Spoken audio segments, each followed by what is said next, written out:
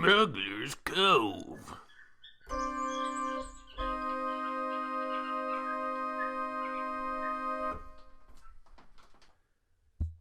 2, 1. We're back. Pee break. Bladder's emptied. Belly's full. Cheetos and Ruffles chips. Yeah. Sign me up. Let's go. Yeah, that Ruffles dip was surprising. I do like onions. Yeah. I'm an onion kind of man. It was very salty too. Maybe not a union kind of guy, but onions, they're down. Alright, so when we left off, we were at question number 20. If someone's intentions were good, but the outcome of an action is terrible, at that moment, is the person good or bad? We both had to pee, so we didn't think of this.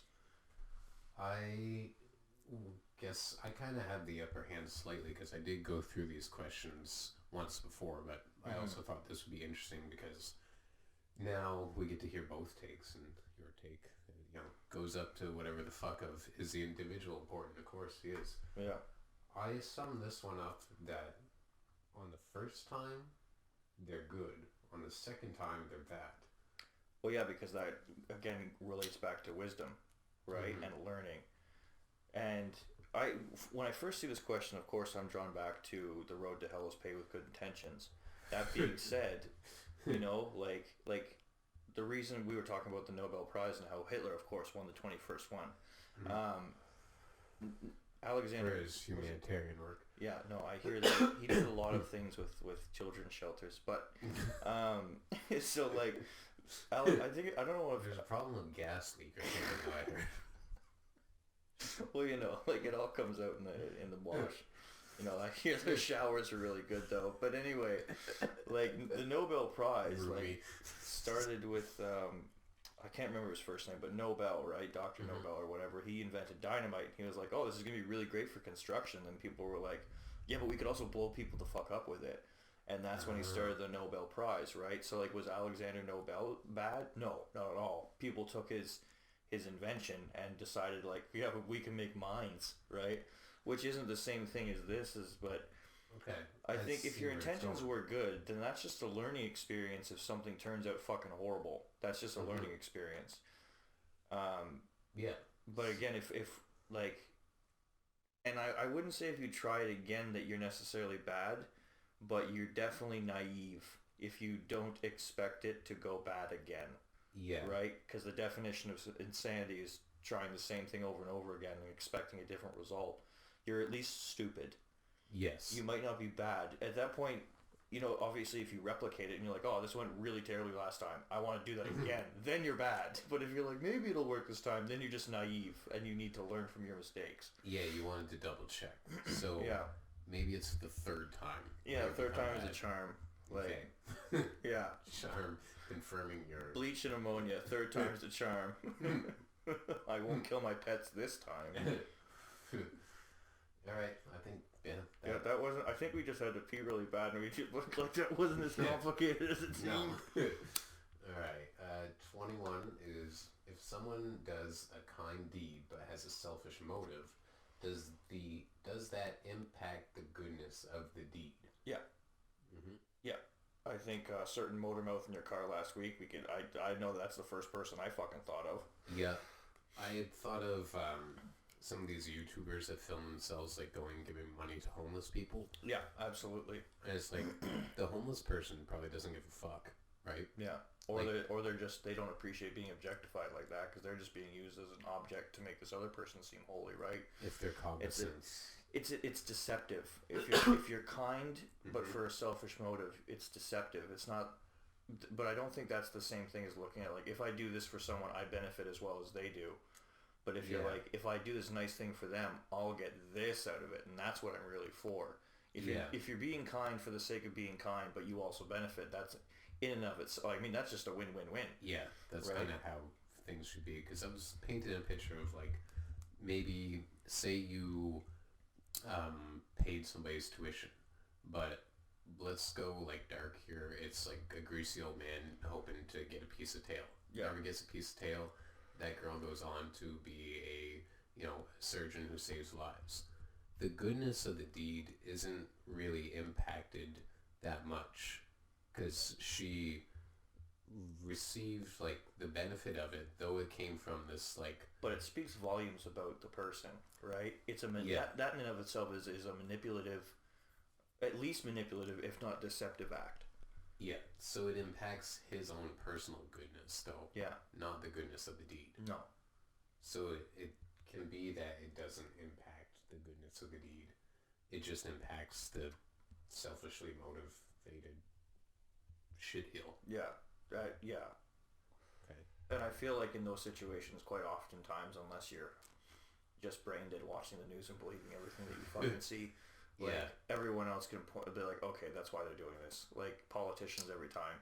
Yeah. You know, like, oh, they're doing, like, kissing babies. Like, could you, you know, like, everyone knows why you're kissing babies. No one, like, out of context, out of political campaigning, no one goes around just kissing strange babies. Like, that is not a good deed. You know, like, I don't care if you're fucking Mother Teresa. Like, it's just... That's can be very illegal, yeah. Yeah, that's you know, like, all right, Albert Fish, calm down. Like, pump the brakes. Alright, that wraps that pretty good, I believe. Number 22. When babies are born, are they good?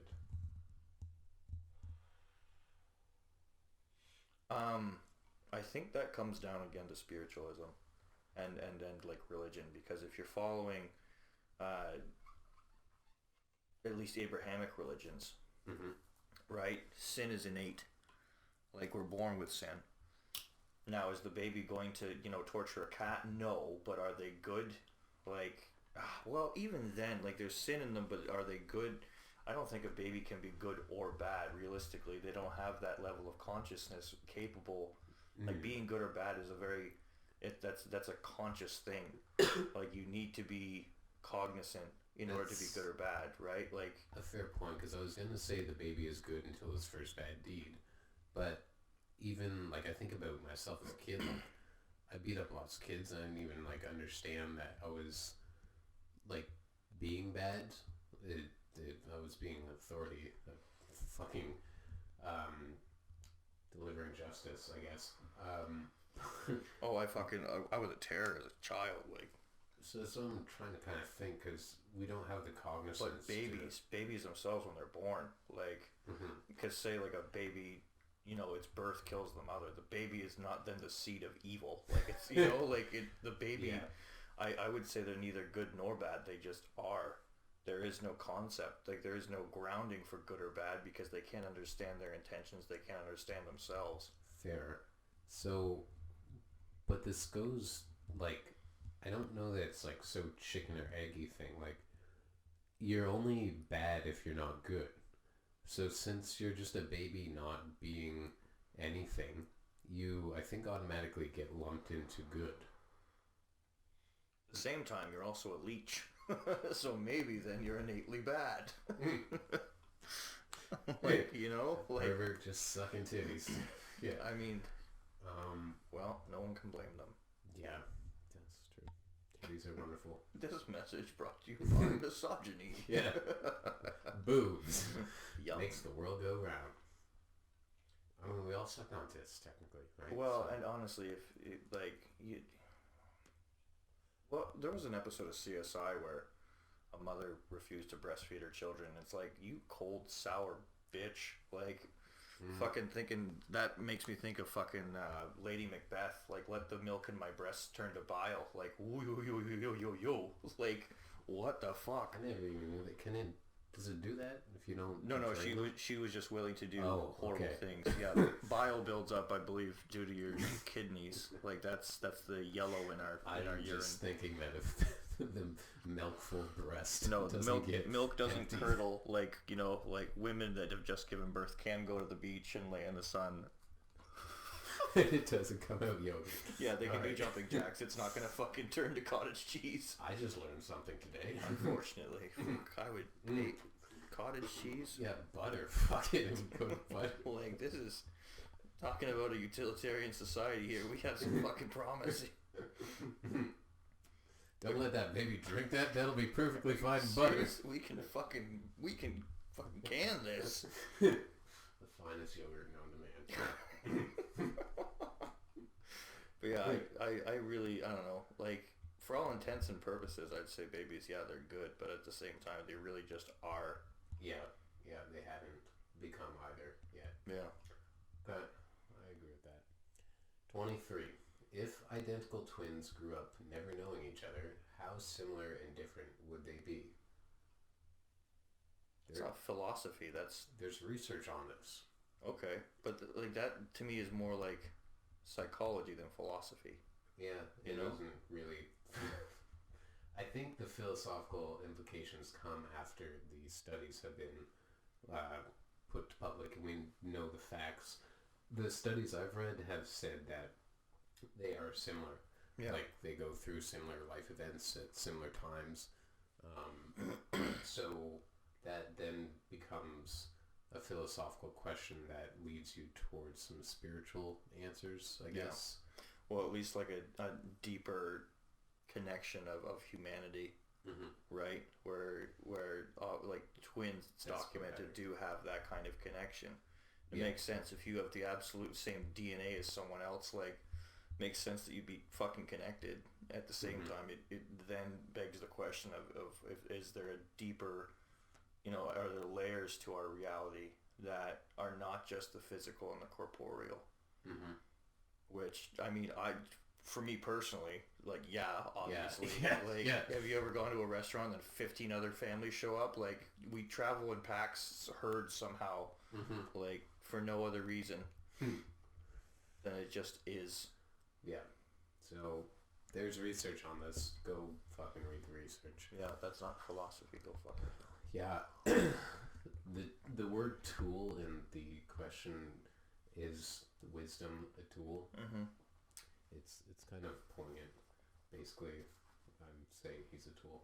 I figured that's where you were going with that. Right. Just to be clear. Okay. I feel like this was written by like a kid for his like last exam or something. You know, like this was a project for school. Well, if we go right here on the side, 24 powerful tips to deal with anxiety. That's some kid shit. 14 social skills to help you win in life. I think they need to ask themselves if someone does a kind deed but has a selfish motive. Well, Does that not... That being said, my Instagram is full of fucking like tips for dealing with anxiety and shit, so don't cut me too deep, Caleb. No, I was just saying that anxiety is more of a like a now thing rather than like 15... I'll go more like rather than 40 years ago, like the awareness of it. Yeah. So if this ad for this... Oh, no, you're saying it's more contemporary. Yes. It means that the guy who wrote this may be younger. And no, that makes sense. Yeah. Okay. I thought you were just making fun of people with anxiety and trying to deal with it. I was like, that's kind of the opposite way that we're going. No, I can do that too, but not here. I'm sure you can. No, and then the 14 social skills to help you win in life does fucking point to number 21. Like the kind deed but a selfish motive. Yeah. Social skills to help you win in life. Murder your competitors. Yeah, basically. Which leads us to question 24. Frame your girlfriend. 24. Is there ever a justifiable reason to kill someone? Absolutely, yes. Yeah. No, I don't even know. Like, that's some heavy pacifist shit to say that there isn't. No. Yeah. Sorry, I meant to say yeah. I was saying no as in like... No, yeah. No, you're doing the Canadian thing. Yeah, no, yeah. Like, I don't know. I don't... Because I used an obvious example of like, if you're somewhere and some dude is like running at this lady with a knife and you like yank him off and he's like, the only way to subdue him unfortunately is to like put him out of the misery, then that's kind of justifiable. Like, well, I even think about like the castle doctrine in the States. If someone breaks into your house and you kill them, like, honestly, the way that I look at it is like, if I'm out in the woods and I go into a bear's cave and he kills me, it's my fault for going into that fucking cave. If you go where you know you're not wanted and you die, that's on your fucking head. Like, because that's the thing is, if you say you're in a situation where someone breaks into your home, now do I think that you should duct tape him to a chair, cut his balls off, and like torture the man? Like, no. But if a guy's in your house, you're like, yo, fuck off, and he makes a move, you shoot him. Now, do I think you should like beat him to death with a baseball bat? That depends on if he keeps twitching. But like, because that's the thing is by keeping an intruder alive in your home, you are taking the chance that you're trusting that he's gonna have the good sense to not fucking twitch. And if he does get because that's the thing is like that situation can change in a second. Yeah. So if you kill him, you absolutely negate any danger he can do to your family. Because it's like, say even if I just have or even if it's just you, that's the thing too. It's not about even if you have a family, but even if it's just you, if this guy is shifty or he's bigger than you or you don't know if there's a guy outside that's gonna come in, right? Why the fuck are you taking the chance on your own life to make sure that like this man sees justice? You enter into a guy's home and you get fucking killed. That's justice. Like, welcome to the fucking Darwin Award. Like, don't come in my house. I have a meat cleaver and fucking Cialis. Like, get gone. Like, I'm not saying you should rape people that come into your homes, but I'm just saying, like, if I've got a hard on and a meat cleaver, you probably should get the fuck out of my window. Like, shit. I went to community college with a girl. She was once an ice road trucker. She lived in a low-income part of town, and to her words, a man broke into her house. She had a shotgun, somehow subdued him, had him duct taped to the chair, called the police. The police came, and then they were like questioning him whether he wanted to press charges against her. Yeah. I don't know if this is all legit, but that sounds pretty fucking Canadian to me. Yeah. Sorry for your pain and your troubles, intruder. Well, like that's like again, if you're in some place that you shouldn't be, like especially when it comes to private residence, if you're in some places, someone's domicile, like get fucked, kick rocks, push up daisies, you fucking piece of shit. Like, you're not in there for any good intention, even if you're just there to steal the fucking Pop-Tarts. I don't know. I don't know if you just got like some kind of fetish for Pop-Tarts. Like, I'm not here to play 20 questions with you. You know, like I'm not going to sit you down with a podcast, go through fucking 29 questions of philosophy to find out if you're really just after my Pop-Tarts or my virtue. You know, like. Why is it that other people's Pop-Tarts taste so good? Yeah, really. Like, if you come into my fucking house with pantyhose over your head and a knife, like, get gone. Like, fair. Yeah, I'm on board with that. There it is. Yeah, killing people is justified. Yeah.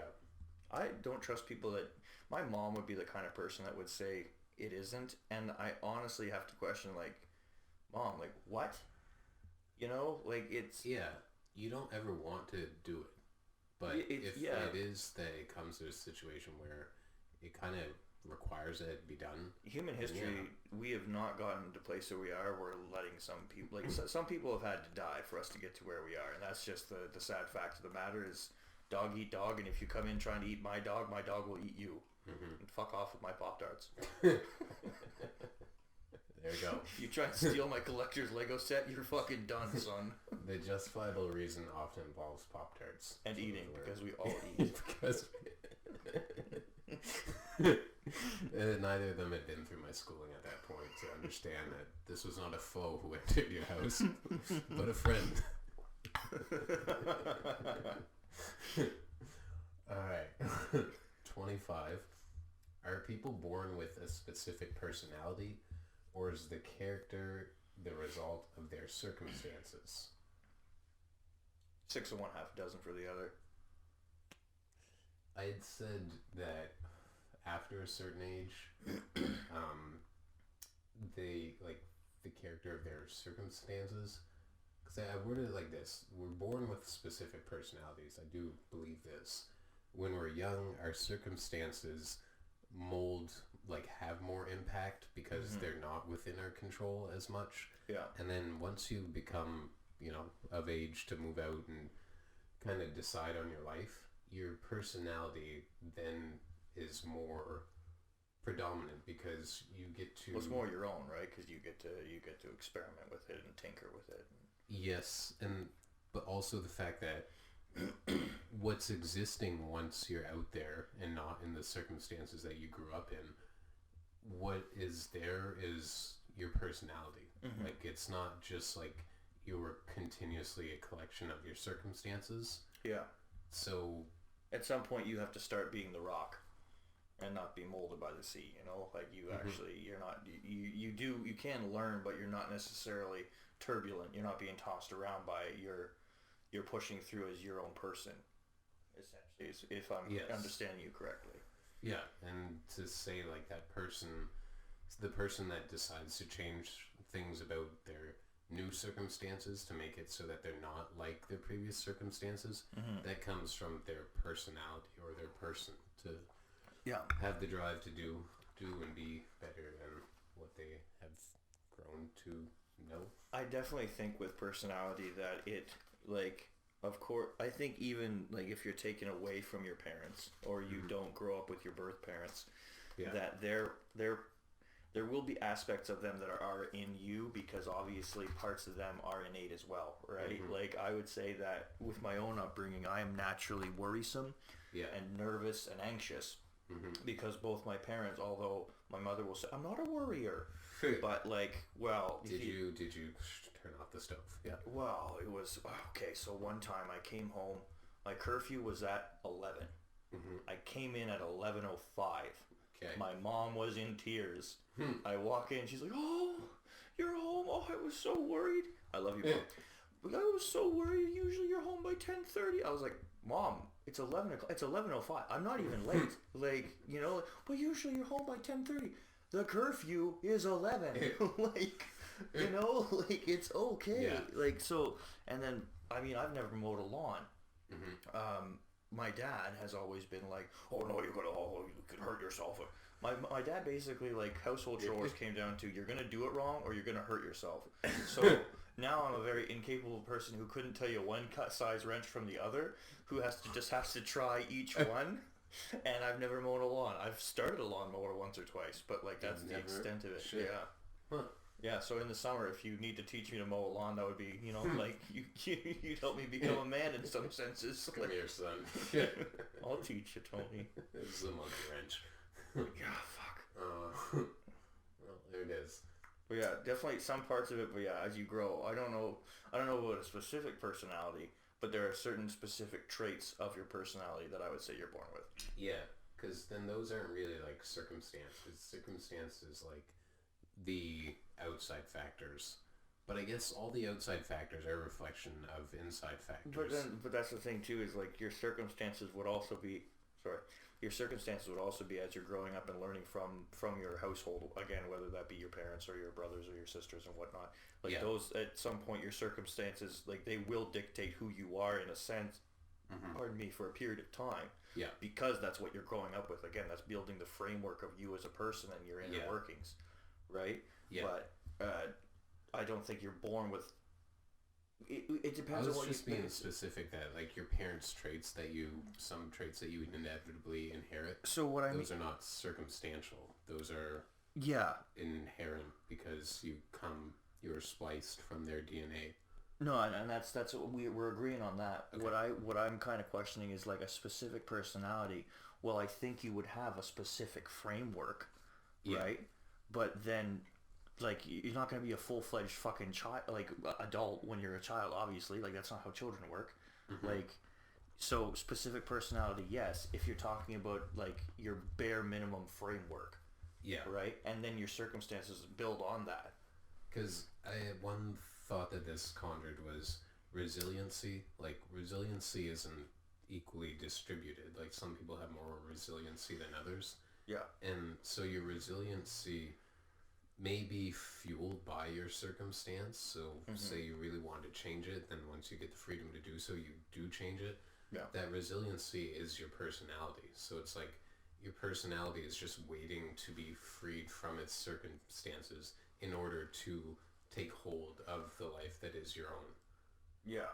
Well, I mean, if you think about it, until you're really out on your own, or you actually strike and have that independence, Yeah. you really are almost in like an incubation period of your personality, right? Yes. Yeah. Because you're in that spot, kind of like in the egg, and then you crack it, whether that be you move out at 16 because you really like weed, or you wait until you're 20 and move off to college, and well, in my case, realize that like, oh, drinking's fun. Yeah, because this, I'm seeing another side of this, because everything we just said basically says that people are born with this specific personality. It's in the incubation until the circumstance they're alleviated. Yeah. But I think we both know people who just kind of go throughout the natural trajectory of life. Like, okay, I'm finished school. That means I go to university. I go get a job. Like, there are people that I know who live kind of primarily under the like common cookie cutter mold, and that sort of it kind of, I guess maybe it says that they're more impressionable by circumstances, and that would be their personality. Like, if you're not as impressionable by them, you do decide to do things that are not as conventional, and that is as well your personality. Like, your personality kind of dictates both those things. Yeah, I guess the only thing that I can keep coming back to is like specific framework when you're born, but then you change and grow. But this question makes it sound like you're born as you are, as you will. Ooh, a smoke circle. Anyway, but it does kind of make it sound like you can't it's absolute. be born with a specific personality. You're just the character. Or is the character the results of the circumstances? Like, you are just a result of your circumstances. Because I don't think anybody is purely you. It's like you are the result of your circumstances until you decide to be the result that you would like to be. That being said, though, there are traits in children that do carry forth.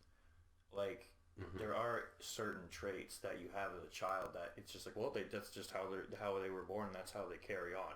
Yeah. Not necessarily in an enabling sense or necessarily a negative sense. But, you know, like, oh, he's just always been that way. You know, like my high energy or something. High energy or whatnot. So, again, I'd go back to 6 one, half a dozen of the other. Really. See, I'm still saying that it's always the personality. It's just the personality's receptivity to the circumstances varies. Yeah. And so the people that are less susceptible, it's more evident that the personality is there. Whereas the other ones, it seems more like they are the end result of their circumstances. I guess it's a decision, because I'm thinking too about, say there's this notion of like, you know, somebody who's addicted to heroin on the streets. There's a common notion of like, okay, that person was abused at home, and like, you don't understand their home life, you don't understand their circumstances, and it's their circumstances that have led them to this life of drugs. Is it purely their circumstances, or did not part of their personality have a hunger for the substance, like, or like that? Well, when you're dealing with substance, right? Like, usually that's they're trying to there's a disconnect, like they feel disconnected from society, and there's so in a sense that would relate back to the personality of being disconnected, and so that would be a part of the personality. So it still comes back to the personality. It's like they were impressionable to a negative degree by their circumstance, but their personality was like, oh, I'm going to cope with this through drugs. Yeah. A lot of people do that with all kinds of things: eating, video games, TV. Yeah, well, we all eat, so. We all eat. We all wear sweatpants sometimes. That's a lie. I don't wear sweatpants. Yeah, not either. No, that's not my jam. I had a kid in high school. He showed up in sweatpants. He's my friend, and I was for a like, period. Yeah, well, up until that day, he was my friend, I should say. And I was like, dude, why are you fucking wearing sweatpants? And he knew damn well I would say this to him, because it doesn't fly in my books. And he It's like, oh man, I just was feeling kind of lazy this morning, so I put these on.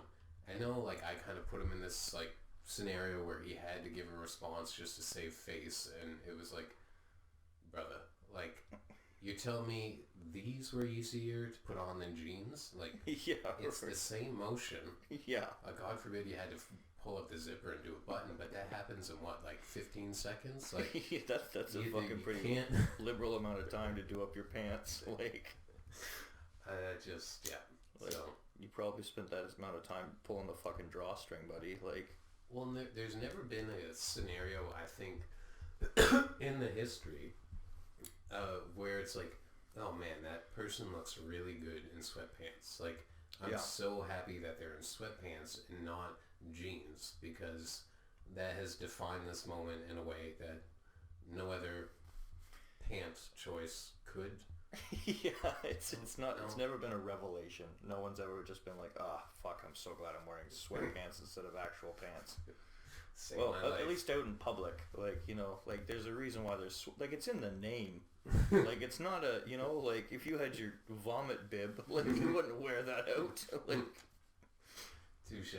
And then there's the whole, like, paradox of, like, how much sweat actually gets sweat in sweatpants. Greasiest kind. Like, not the worst. Not the healthy. Because, like, you go to the gym, people aren't wearing sweatpants. They're wearing, like, active wear. Mm-hmm. I mean, this isn't the 80s anymore or whatnot, but, I mean, with the 80s, then spandex took a real fucking jump. True. So, basically, don't wear sweatpants. Don't wear sweatpants, and parts of your personality you're born with. Yeah, are you born... I guess we're saying you can be born with a personality that is overly susceptible to wearing sweatpants. Yeah, I think we're both on the same page where you get born with a personality and then it develops. Mm-hmm. Is that where we're going to leave that one? Yeah. Yeah. On board. Alright, number 26, is lying ever a good thing?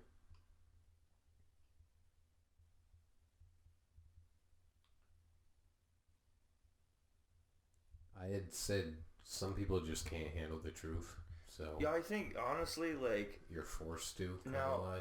I think, you know, like, I do think there are such things as white lies. Mind you, if if a white lie is you putting off a problem that you're going to have to come back to, then I don't think it's good. Yeah. But if it's like, you know, say you go to the bar and you have a particularly insecure or jealous partner, right? And someone approaches you in a sexual manner, you bat it off, right? Oh, did anything happen at the bar tonight?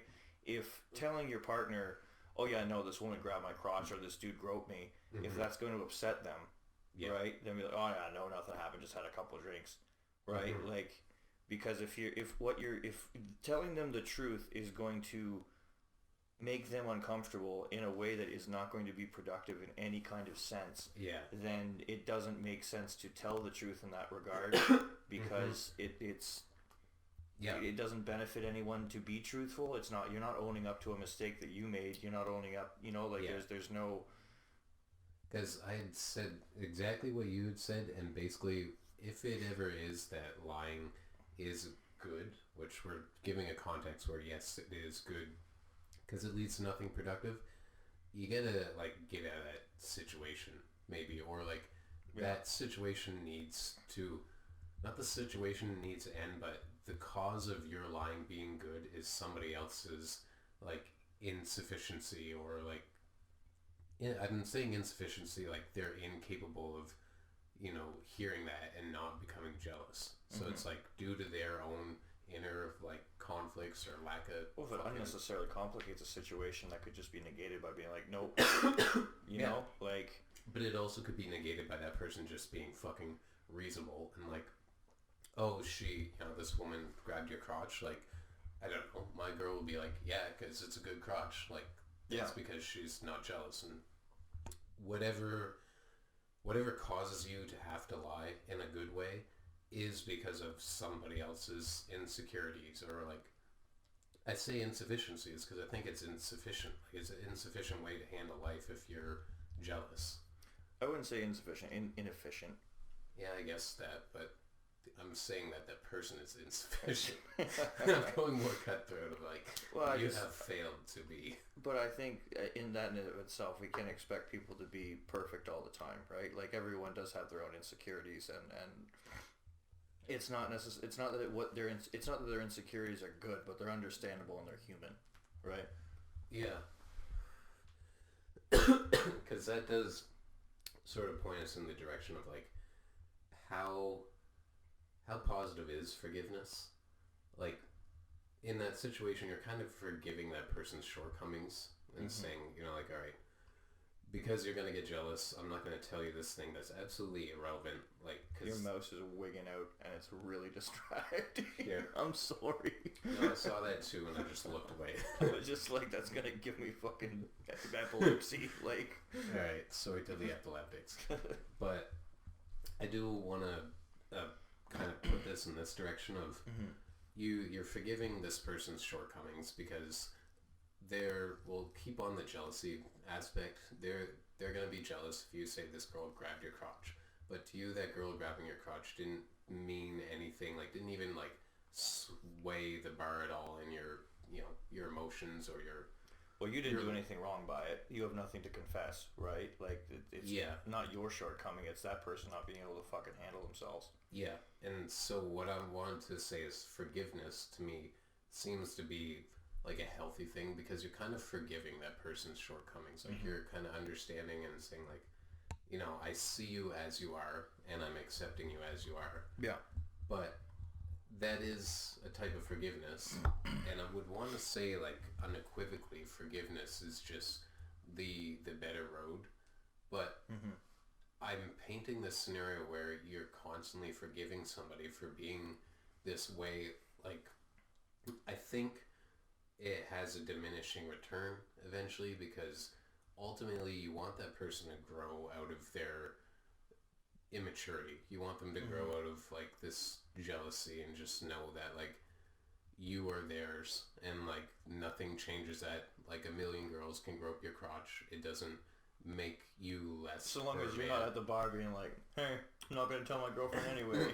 Like, well, no, but this is what I'm painting this picture in the context of like you're kind of the mature one, and you're not telling her what would set her off just because you know that it's not productive. But if you are the one not telling her, it comes from this sort of sense of knowing and understanding the situation. Understanding what's best in the situation. Yeah. Well, yeah. I mean, so like to take it away from the girlfriend and jealousy aspect. Okay. Lying like when, say, the family cat runs away or dies, right, gets hit by a car, and you just tell your kids that it ran away, instead of telling them like, oh yeah, I got mashed up by a fucking truck, or like, you know, got hit by a car.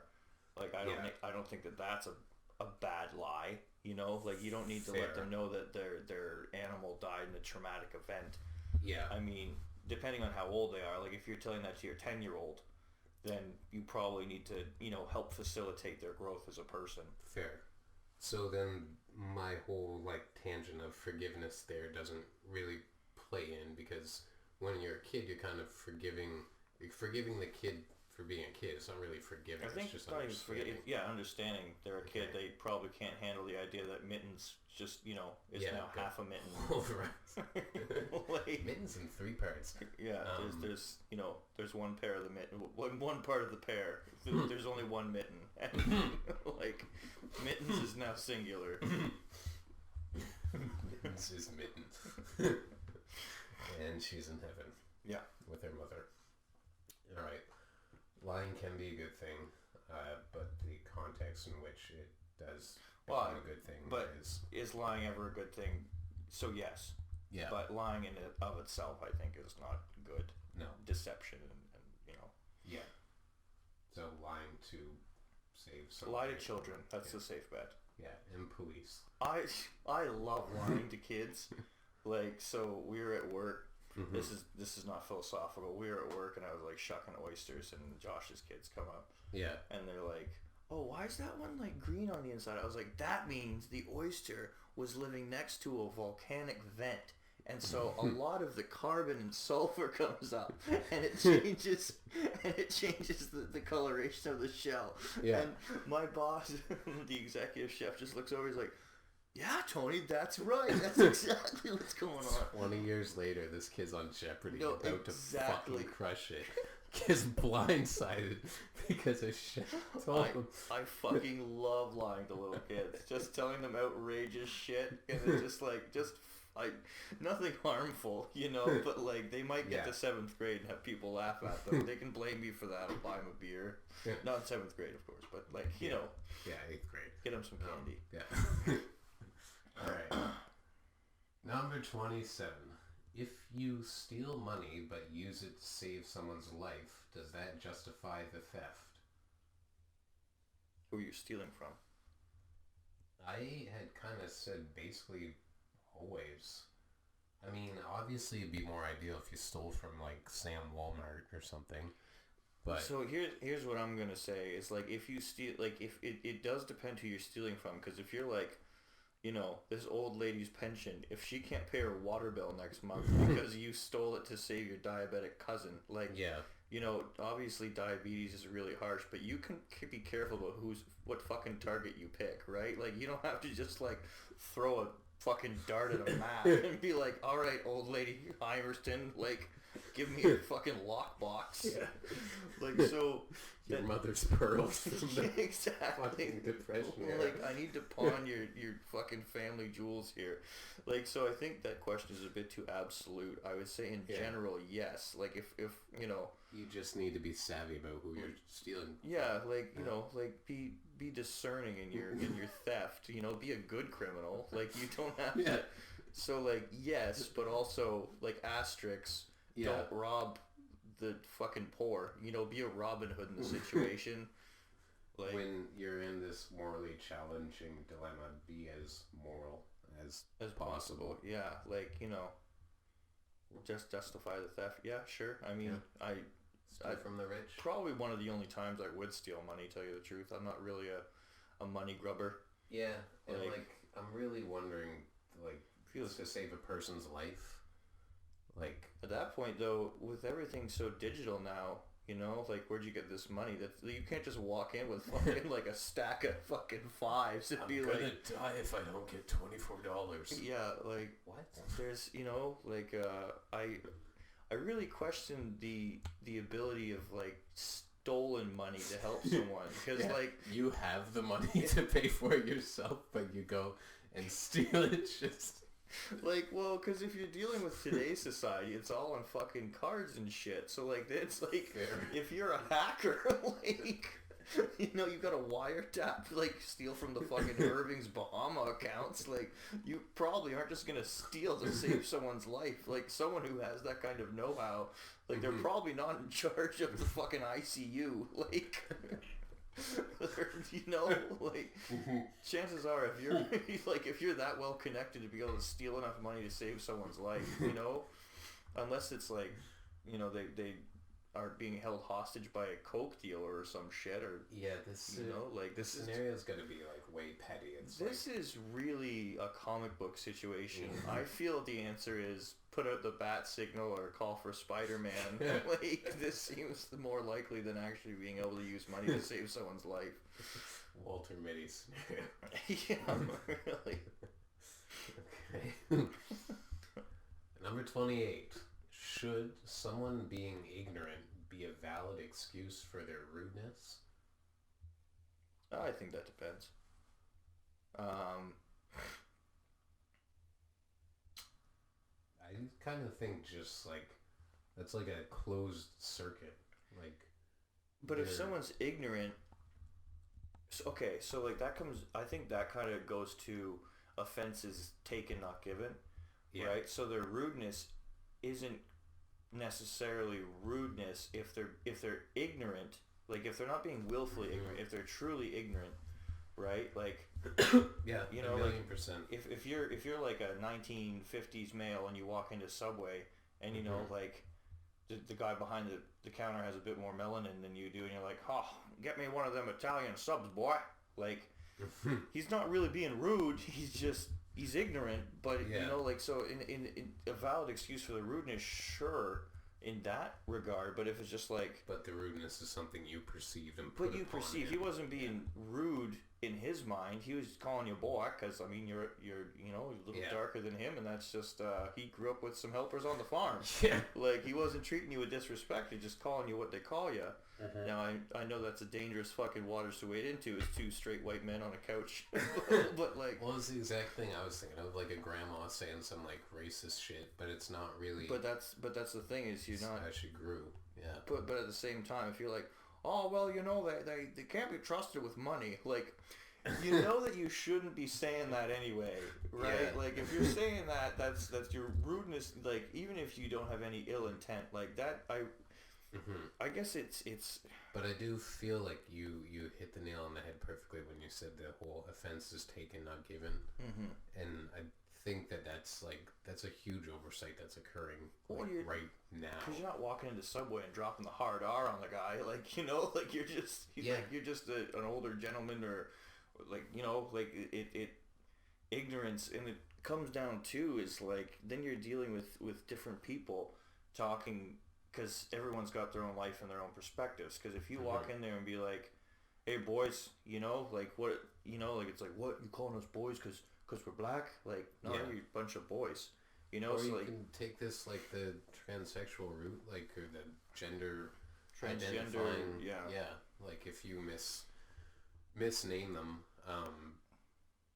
but then that scenario is just so simple, I guess. So you do it, you didn't intentionally do it to be mean. Well, then, they then think you were rude and ignorant, and you're not even ignorant or rude. Like, you just said... Speaking to someone as you are, like, if you're doing everything you can to be polite, but at the same, like, so yes, but it depends on the rudeness, right? Because how rude is the rudeness? And it comes down to also is like ignorance in and of itself. Yeah. It's another... Because I think, like, ironically, it is a valid excuse for the rudeness because they're fucking ignorant. Like, what would you expect an ignorant person to do? Like, you're not expecting... At that point, it's up to you to be... a depth of understanding. At that point, you have the option of, like, being the bigger person and, like, sliding it off. You can be a bigger person and, like, you know, depending on your relationship to the person, it definitely depends on the relationship to the person. You can correct them, not necessarily in a public forum, or you can be a total jackass and then just pretend you're a paladin for the holy social justice and be like, I'm going to break up all the good vibes that could have just continued if we just, like, pass it off that guy's just being ignorant, and, like, you know, someone close to him, or if you're close to him, go up and talk to him about it later, right? Or you can then you can be rude, and that's ignorance in of itself. You're being rude to a whole fucking group of people, or in an interaction where then you're being ignorant because you were offended by their ignorance. Like, so two morons don't make a genius. Yeah, no, that there's a lot of videos that prove that. So, I mean, fuck, I hate being on the fence, but, like, so yes, but no. It really depends on the situation, but I guess... Yeah, if they're ignorant, I expect them to be rude, and I'm not offended by their rudeness because I didn't expect them to do anything other than that. I guess when people are ignorant and rude around me, I just kind of pass it off and be like, oh, they're ignorant. Like, I was in a Discord chat the other day, and some dude was trying to say that God and the devil are the same person, just different personalities, and that Jesus is the devil. Now, I just got in a Discord chat, and I'm not going to be like, okay, so here's how many ways, like, I'm going to break open the old King James here. You know, like, I just was just like, this guy's a fucking moron. Like, I'm not going to... Fair. Like, this is not worth my time to be like, okay, so, like, listen up, Mr. Fedora Neckbeard. Yeah. Like, let's, you know... And you're also... basically not expecting him to be able to have, like, that actual conversation. I think both of us know that is, that's exactly how that would go down. Like, there's sometimes, you know, it just, the field is not fit for harvest or for sowing seeds of knowledge. Some fields are stony, and the crows pick at what lands, you know? Like, there's just bad lands for a reason. Yeah. Wetlands are drying up. A woman was rude to me the other day. I was tech-decking at the bar and she told me to stop. What, at Creek? Chris Rock. Oh. Yeah. I basically have come up with a number of ways to frame her, incarcerate her, leave her homeless. For drinking and driving? No, for telling me I couldn't tech-deck at the fucking bar. What's it matter? I found it very rude. What does it matter to people like that? Like, I don't know. To me, like... She was old and was making noise that annoyed her. I could understand, but I still was not... Well, I assume... Please. But why wouldn't you just move seats? Me? No, her. Oh, no, she was the bartender. Sorry, I'm at the bar. Was it Heather? I don't know what We shouldn't go into names, sorry. No. Undisclosed and I'm not going to location. leave you homeless, Heather, or whoever. No.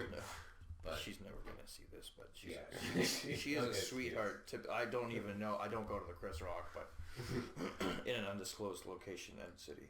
Yeah, it bugged me because I was like in this position of like, I have the right to do this. Well, there's no fucking anti-tech deck laws. Yeah. Like, that's... I'm sorry, but that hobby does not warrant litigation. Hi, I'm Kutzky, attorney at law for tech deck rights. This question was, should you be ignorant if somebody is rude? Yeah. I continue to tech deck just in a more discreet manner, so yeah, we both get our cake and eat it. Yeah, that's compromise. I think that's just showing Win-win. Yeah. Okay, number 29. Can we choose our emotions, or do they happen to us? They happen to us, but we choose how we deal with them, right? Like, yeah. Because if you're angry, you can punch a hole in the wall, or you can do some push-ups. Like, fair. Like, emotions happen, and they happen to us for a reason. I like to think of them honestly as God's drugs. You know, like sobriety in and of itself is like, it's overwhelming because you know, like you can't take anything for it if you're sober. Well, you can, but what I mean is like if you want to be sober, like emotions are a fucking trip, man. Yeah. Like, get mad, you start shaking, you know, you want to hit something, then you have to like bite your tongue, take some deep breaths. Like emotions happen to us at the same time. The more that you deal with them, the more you're able, maybe not necessarily to control them. Well, control them in a sense, but also like navigate them and express them in a positive, productive manner.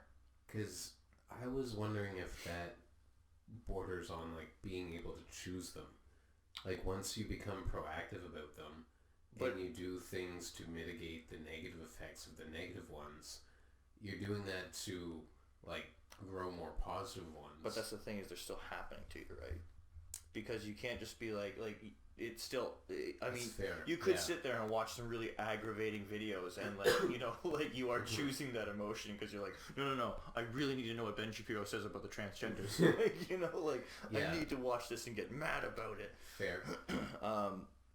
But like it's, I think for the most part, at least, I would say like 99% of the time, emotions happen to us, but we choose how we deal with them. Yeah, because I was thinking of, for one, like love. When you love someone, then it's just like, oh yeah, you have no control over that one, buddy. You're not fucking choosing. No. And then sadness. Is sadness related more specifically to say like a close one dying? Mm-hmm. That grief. Yeah, grief more so. Those you don't really choose. But then I wondered about like, I guess psychopaths are psychopaths because they're psychopaths, but psychopaths don't experience human emotion. That's what makes them psychopaths. Yeah. Sociopaths are the ones that they know the difference between right and wrong. They just choose to do wrong. You can kind of control yourself if you wanted to like numb yourself from the human experience. Yeah. If you want to become an unfeeling, cat-killing, child-eating person, yeah, you could. Yeah. Alright, so it's possible to choose to, just numb them, not choose to not have them. Well, mitigate them. I mean, but and I think that emotions like they are, they're meant to be felt, and they can if you deal with them properly, you're only going to be a better person for experiencing them and facing them head on and working through them rather than running away from them. That's again going back to like addiction and shit. That's typically where you're going to find people who get addicted to stuff is because they're running away from emotions, right? Yeah. Like alcohol. How many people are just like, I'm pissed off, so I'm having a drink, or I'm fucking sad, so I'm gonna have a drink. And then, I mean, you still have to deal with those emotions when the clock ticks, but for those times you're putting that off, right? Like, the emotions still happen to you. It's just chances are they're gonna come back with interest if you're taking something for it, you know. Yeah, I think you hit the nail on the head really good. They do happen to us, but we can choose how we react to them. Yeah. Because our emotions are not our reactions. Our reactions are our reactions. Yeah. Yeah, we are not helpless, right? We're not. Eat, and we are not helpless. We should not wear sweatpants. No. If we all just knew we all ate. Eat and wear pants. Okay, we're reaching into some new questions. Philosophy questions about love. So what the hell were these about? Philosophy questions about behavior. Oh, okay. You can see in the table of contents there on the side. Love is a biological necessity. We cannot live without it. Stephanie Cassiopo, neuroscientist specializing in love and loneliness. That, I bet she's really fun at parties. It's a biological necessity. You can't live without it. I mean, I know I can. Porn stars. Oh, wow. Shots. That's the shots. They're coming out swinging here, Tony. Yeah. What is love? Baby, don't hurt me. Don't hurt me. Baby, don't hurt me. Don't hurt me. No more. What is love? Whoa. Okay. The motivation for a lot of wonderful songs. The inspiration, I guess. I think love comes from... I think love is... When you break it down... No, is it... we haven't specified romantic love or it's just love. I think love is, when you break it down, the perhaps overwhelming desire to share and be shared with aspects of life. Yeah. And, a desire to spend time with, to give respect to be respected by, a seeking of connection, I would say. Yeah. Love. So it starts with like an urge towards... like love, ideally the urge is reciprocated. commitment. Yeah. Ideally the but not necessarily, right? So I guess to be shared with. I mean, you probably should be in a relationship where it's being reciprocated. But I know that my parents have had to deal with a certain piece of shit for a while. Like, I think you did it well with the to share and to be shared with. My only answer was like a magnetic pull, like just on a emotional level. Yeah, sometimes spiritual. We want to be near, and then it branches out from there in terms of like specifics. But still to share, to connect and share. Yeah. Like everything you said was better than what I said. I think what I said was just like... I think you broke it down to a bullet point. Yeah. And then I had like the subtext. You did make it nice.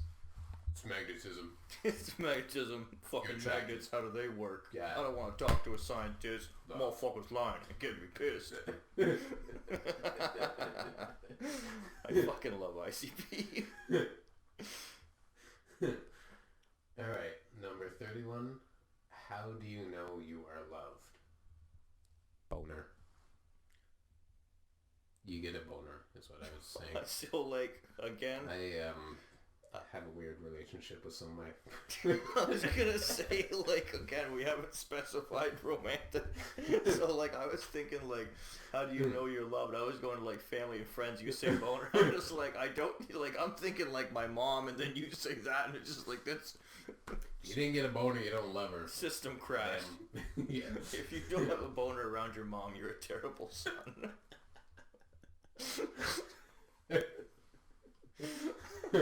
Family dinners would be so fucking awkward if that was the definition. Tony gets 2 napkins. Doubles as a magic trick. And if he doesn't need the second one, he doesn't like it. You're not invited back.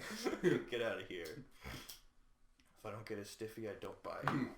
But how do you know you're loved? I think you know you're loved when people want to spend time with you, even if it is not like immediately to their materialistic benefit, right? If people want to be around you because they want to be around you, then you know you're loved. If someone seeks you out because, you know, like they want you around because they want you around, or they do things for you because they want to take care of you. If people are doing things that to help you, you know you're loved, right? Like if people are looking out for you, it can sometimes be hard to see if you're all wrapped up in your own bullshit, but I think that's how I would know that I'm loved. Like I just know during a certain period of my life, just a depressed piece of shit, barely talking. Like when I do say stuff, even if I'm trying to be funny, it just comes out as the most fucking My Chemical Romance bullshit, Black Parade garbage. Yeah. And yet people are still like, "Do you want to go for a smoke, Tony?" Still getting hugs and shit. Like, holy fuck! Like, why do you even want me around? Like, okay, like now you know you're loved, right? People care about you. They want you around even when you are garbage. Yeah. They want you when you don't even want yourself. Yeah, that's your turn to hit the nail on the head with that one. That is how you know. All right. How do you know that you love someone? Boner. Yeah. And if the boner is not enough, I would say you want, because I am still going under the romantic umbrella. Like I'm trying not to, just because it hasn't been specified, and I don't know if, like, I suppose later on. Well, I think like romantic love really does come from, obviously, like it branches off from love. So like, how do you know when you love someone? When you want to be around them, even if they're not fun to be around at the moment. When you want to do things for people, for someone, even if they can't do things for you at the time. Like if you want to do special things to make someone feel special, chances are you love them, even in a romantic sense. Like you know, if you like, I know that in previous relationship, like my girlfriend would be coming home from work and be like 2 in the fucking morning, and I'd be shoveling her, like the snow was like fucking feet high. Yeah. And she came home and I was like digging out a fucking trench for her and just like, welcome home, babe. Like I'm in my fucking wife beater, like shoveling snow, just happy as a fucking golden retriever to see her. Like, yeah, I know she's coming home. I'd run a fucking bath for her, have food, and it doesn't, like, I don't need to eat. I've been fucking snacking on cottage cheese and brie all day, and you know, like, and I don't need to shower. I've been laying on the couch with the cat all day, but knowing that she's coming home, I want her to be happy and take care of her and feel, I want her to feel special when she comes home. Yeah. You know? How do I know when I love someone is I start to, so that was romantic, obviously. I don't run a bath for my mom, but like, boner. but like, when you, I think when it comes to like other people, like you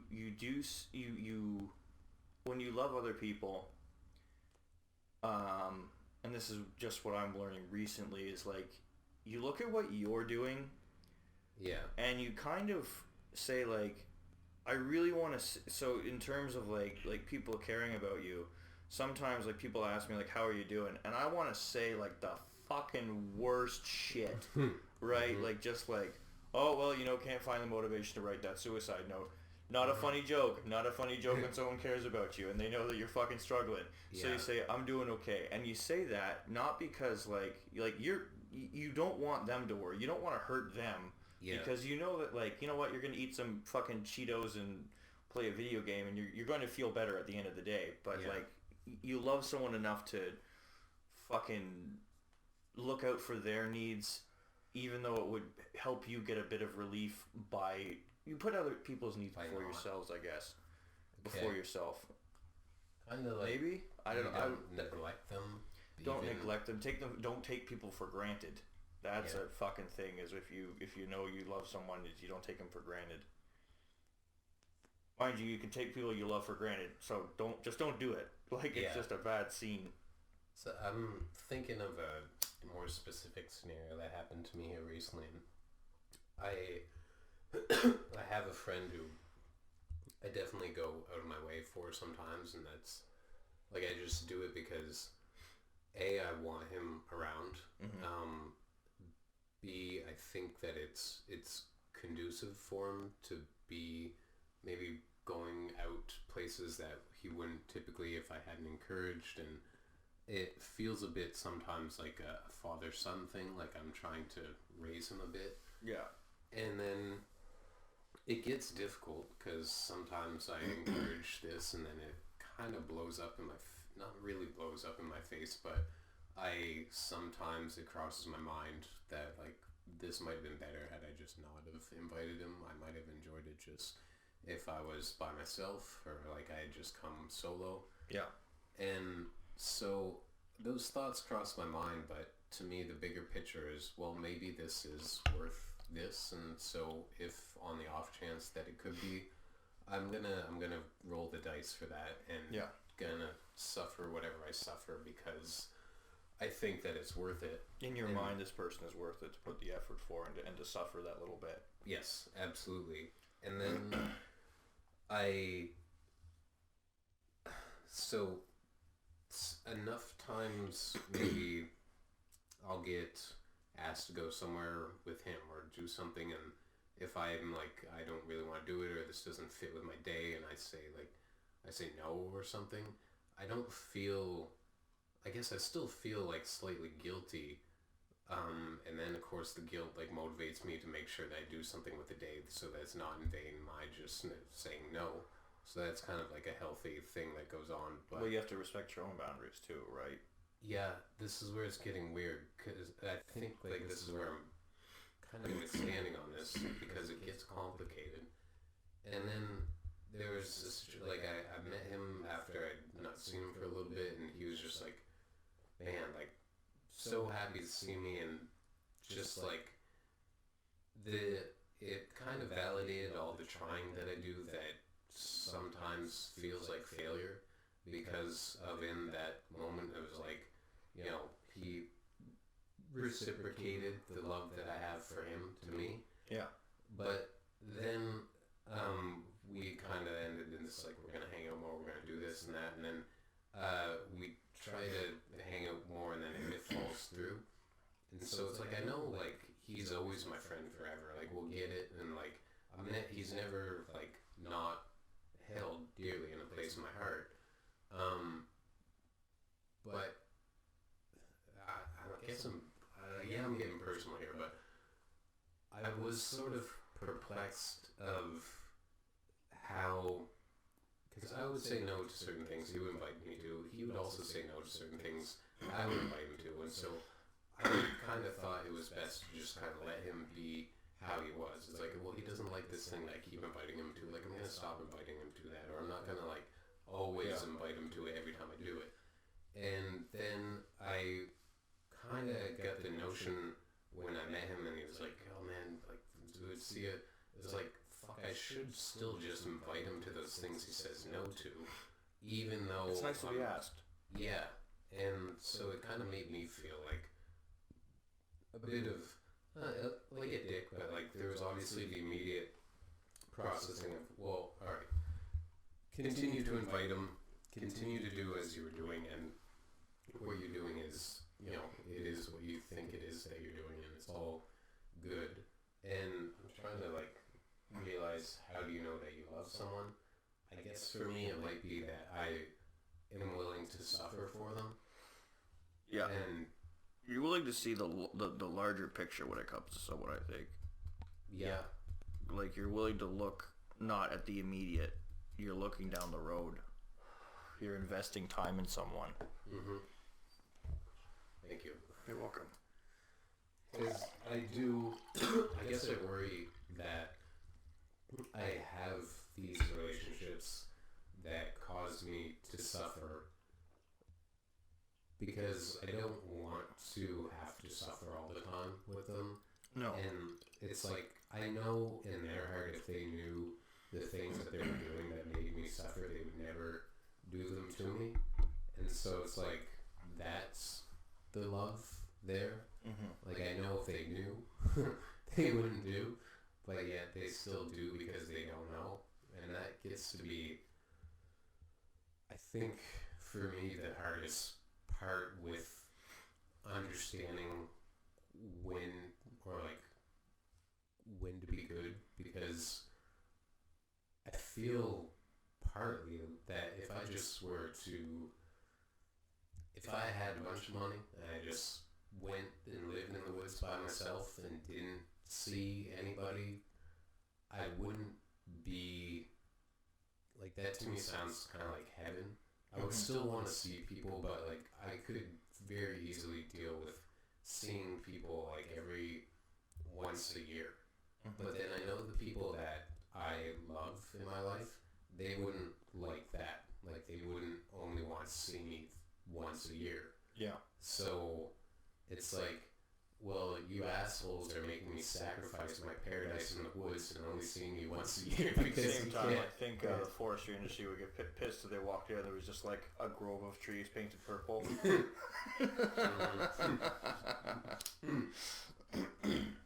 But yeah, that's kind of the depths of what that question makes me think of, and just love in general, of the sacrifices that you make and the suffering that you're willing to withstand because you want to have a relationship with that person. Love is a grateful suffering. Yeah. Yeah. And sometimes it is rewarded. Well, a willing suffering, I suppose. But yeah, well, and that's the thing is, like, love, I think, is you're doing something without necessarily expecting something back, but you're hoping for better. Like, you do it for the betterment of other people. Yeah. When you love someone. Yeah, kind of. Yeah. Some situations call for it, and then other situations, like, I feel like your partner, sometimes there are, I guess having a partner, there's a lot of complexities, so it can't just cut and dry, but I would say that your partner often has the least amount of things that they make you suffer for. Well, that would be ideal, yes. Yeah. Like, but the ideal partner. Sorry. The ideal partner, you shouldn't be suffering all the time, you know? Like, it's not really... If you talk about suffering, like, they keep putting their dishes in the sink instead of on the side so I can fucking take care of it properly. Mm-hmm. That's, you know, very minimal suffering. Like, yeah. But if, you know, like, they're always fucking up and making you feel like shit, then it's really... Sometimes you have to decide how much your love is worth to give, right? You have to know your worth and to know when you're giving too much and not receiving enough back. Yeah. So then maybe how do you know that you love someone could be partly answered by when you don't have to go through that typical, like, you don't have to question laundry list. Yeah. You don't have to... It doesn't make you feel like shit to do things for them, essentially. Like, you're not getting beaten down by the good things you're doing for them, I guess. That's a good answer, too. Alright, we'll go on to the next one here. Is the desire to be loved an innate human desire? I think it's an innate desire by... Like, so yes, human, but at the same time you think about, like, dogs, cats, like, it's not necessarily human. I would say it's an innate human desire, yes, but it's also innate in a lot of creatures. Fair. That one kind of just seems like, you know, like, we're obviously social creatures. Yeah. Like, have you not been living on this earth for the Like, past? you didn't grow up in the woods. Like, you didn't grow up in the woods by yourself. Yes, it is like, it's innate, you fucking troglodyte. Alright, well, fitting with the troglodyte, 34. Why do people desire love? Well, and that's another thing. Like, it's, again, it comes down to, like, we're fucking creatures. Like, we're social creatures. There's, have you ever seen the movie Titan A.E.? No. It's an animated film where, I think Matt Damon voices Kale. Okay. Drew Barrymore voices. It doesn't matter. It's like some big name actor. Anyway, it's a really good fucking cartoon. Actually, it's an animated film about Earth, and Earth is destroyed by these energy beings, and humans are kind of left as planetless. Okay. And so Kale is on this fucking scrapyard ship, and he's pissed off these aliens because he cut in line for lunch. So he's down on the lower decks, and these aliens are beating him the fuck up.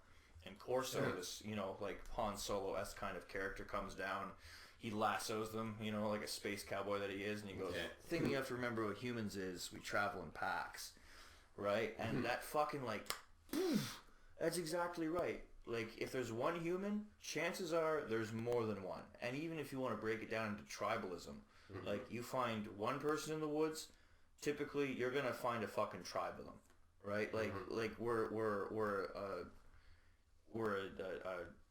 a species that thrives off of connection and fitting in. Like, that's why a lot of like why embarrassment is actually a survival mechanism, because if you were ostracized back when Tuk Tuk was making fire, like, if they didn't want you around the fire, like, well, you gotta learn how to make fire and defend yourself from bears in the woods, instead of having like Ip Pop and Schmokin, like, with the spears on sentry duty, like, having your back. We desire to be loved, we desire to be accepted and well, cared for, right? Like, we're a collective species.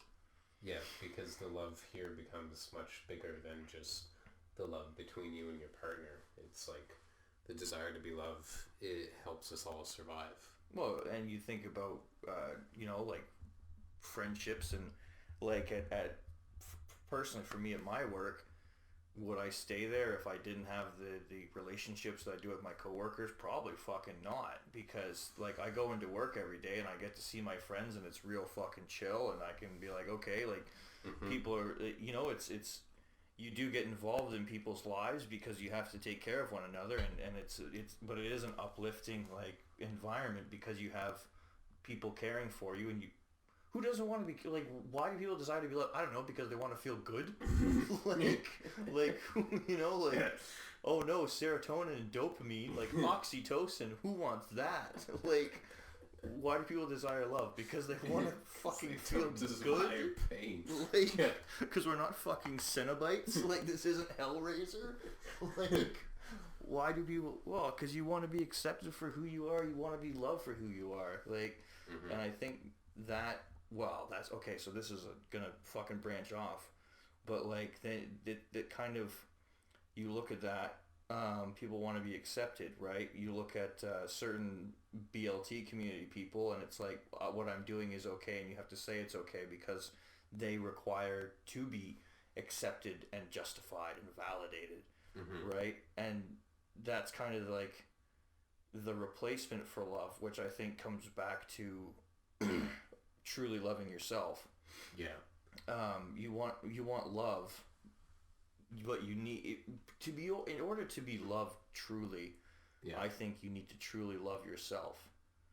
As far as like, people can truly love you, but if you don't truly love yourself, then you're not really you're not getting all you can out of that sweet hit of love that people are going to give you. Because like, if you're blocking some of the pathways, you're blocking some of that serotonin, oxytocin, dopamine, my man. Like, fucking, you gotta love yourself to be truly loved. But why do people desire love? Because they don't want to just be a shell of a person. Like, this question is almost too big. Too big, but also so narrow. Like, so obvious. Why do people desire love? Happiness. It's not even a question. We want happiness. The answer, duh. Why do people eat? To live. It tastes sweet Cheetos and onion dip. To overcome all of their to rehabilitate, to deal with the existence of sweatpants. See their fellow man as equal. Well, that's actually a really good point. That was kind of a throwaway line, but yeah, being seen as equal, like, yeah, that's a good fucking point. Why people desire, like, being seen as relevant, because with love you get that validation, you get that. Yeah. Tony, if you love me, can you tilt that painting? Yeah, no, I would absolutely fucking. I will. Keep fucking looking at it. All right. A little bit more. Yeah. Need to find the fulcrum. Bit more. That looks pretty good to me. Okay. Thank you. You're welcome. That is love. That is love.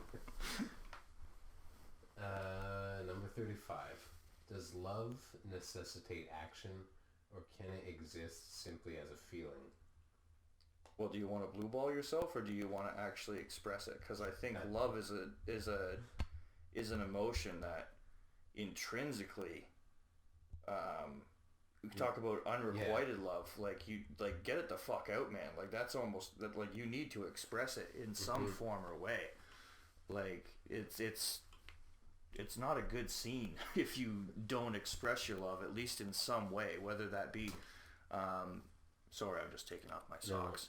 But, like, you need to express it in some way, whether you're expressing it to that person or, like, I'm thinking about romantic love. I wonder why. But, I immediately went to a stalker, and should he... Well, but I mean so that goes to... He should probably pump the brakes on the That goes to obsession, though. Like, that isn't... Because you think about stalkers, that's not love, that's obsession, because they're not doing it for the good of the other person. They're doing it because they're creepy and they have spent way too much time, devoting their thoughts to one person in a very... Well, typically malicious sense, because people are like, oh, I love you so much I need to kill you and wear your skin. That's not love. That's you're not using a very good dictionary there, my friend. Like, we need to get you a thesaurus and some therapy. Like, know thyself. Yeah. All right. Number 36. In what ways are love, lust, and sexual desire different from one another? Good God. Well, so this is what I kind of, like, I've actually talked about this before, is that I wish there was a different word, like, because lust, I think, because, like, we're English and obviously Christianity, I'm not trying to diss the church, but sexual desire obviously has kind of been like, oh, like, you should only have sex for the purposes of children. Like, lust has kind of a negative connotation in and of itself. Yeah. Because to me, lust and sexual desire seem pretty... so, I only really see two words. What's the difference between love and lust? So, love and lust... Okay, so, like, for me, lust to me is pump and dump. Yeah. Right? Whereas love can lead to sexual desire because you want to be connected and close with a person. Yeah. Now, I think lust is just a twisted version of that, where you're trying to gratify your own needs and maybe I think that lust, and you're kind of dealing with this promiscuous culture that we have, is that we fool ourselves into thinking that it's purely for sexual gratification when there is a need for connection. You're just getting, like, the worst possible kind of it, right? It's kind of like looking for solace in a bottle.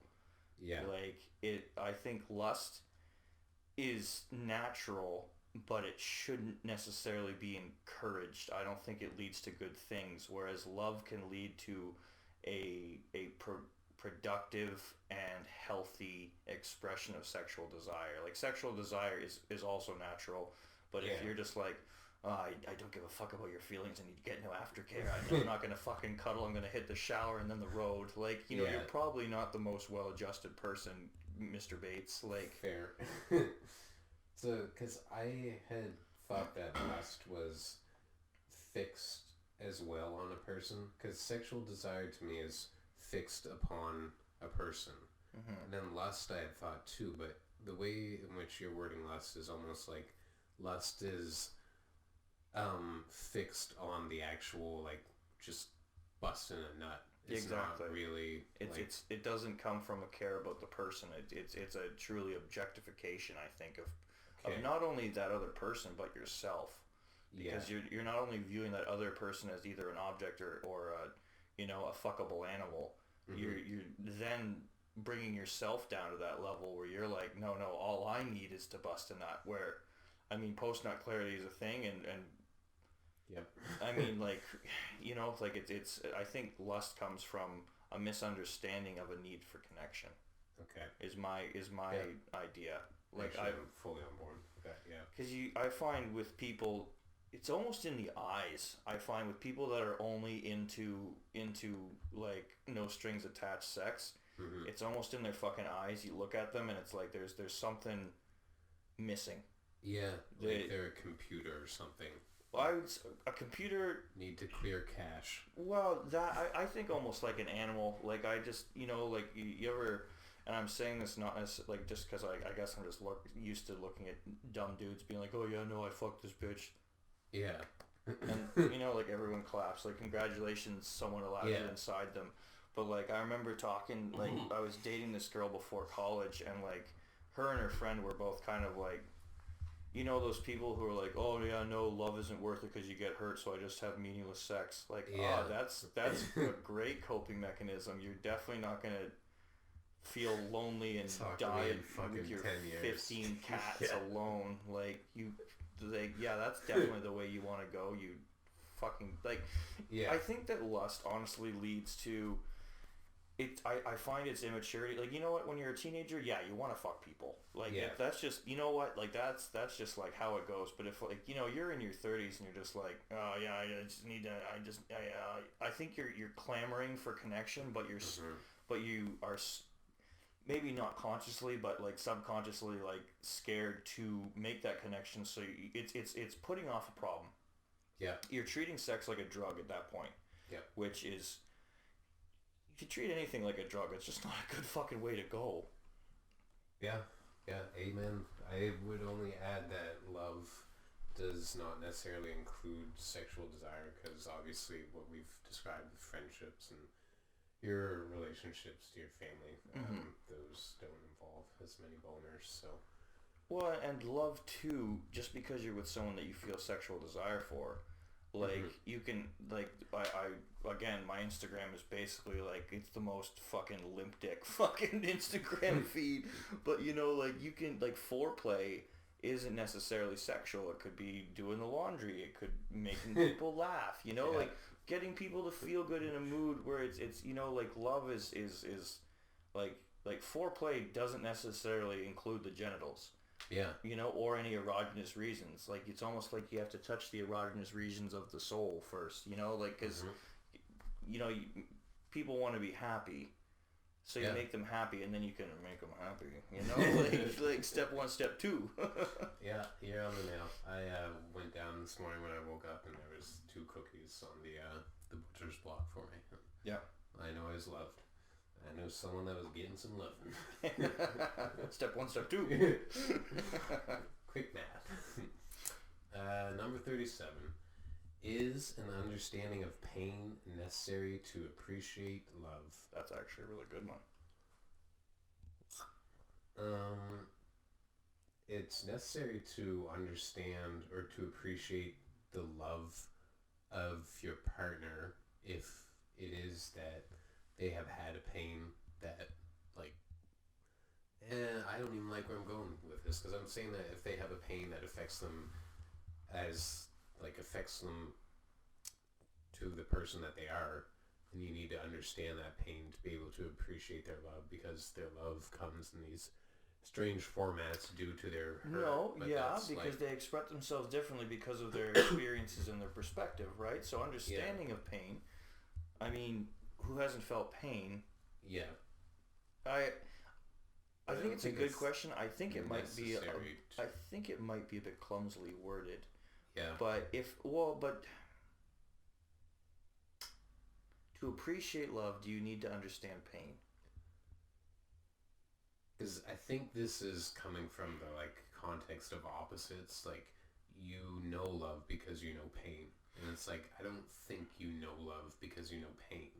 Like, if you had a decent upbringing and your mother loved you, you don't know that your mother loved you because you touched the stove and got burnt. Yeah, I want to say no, just because I find it's a bit vague. Yeah. Because, I mean, I think that they're obviously talking about emotional pain. But that being said, like, knowing your mom loves you, like...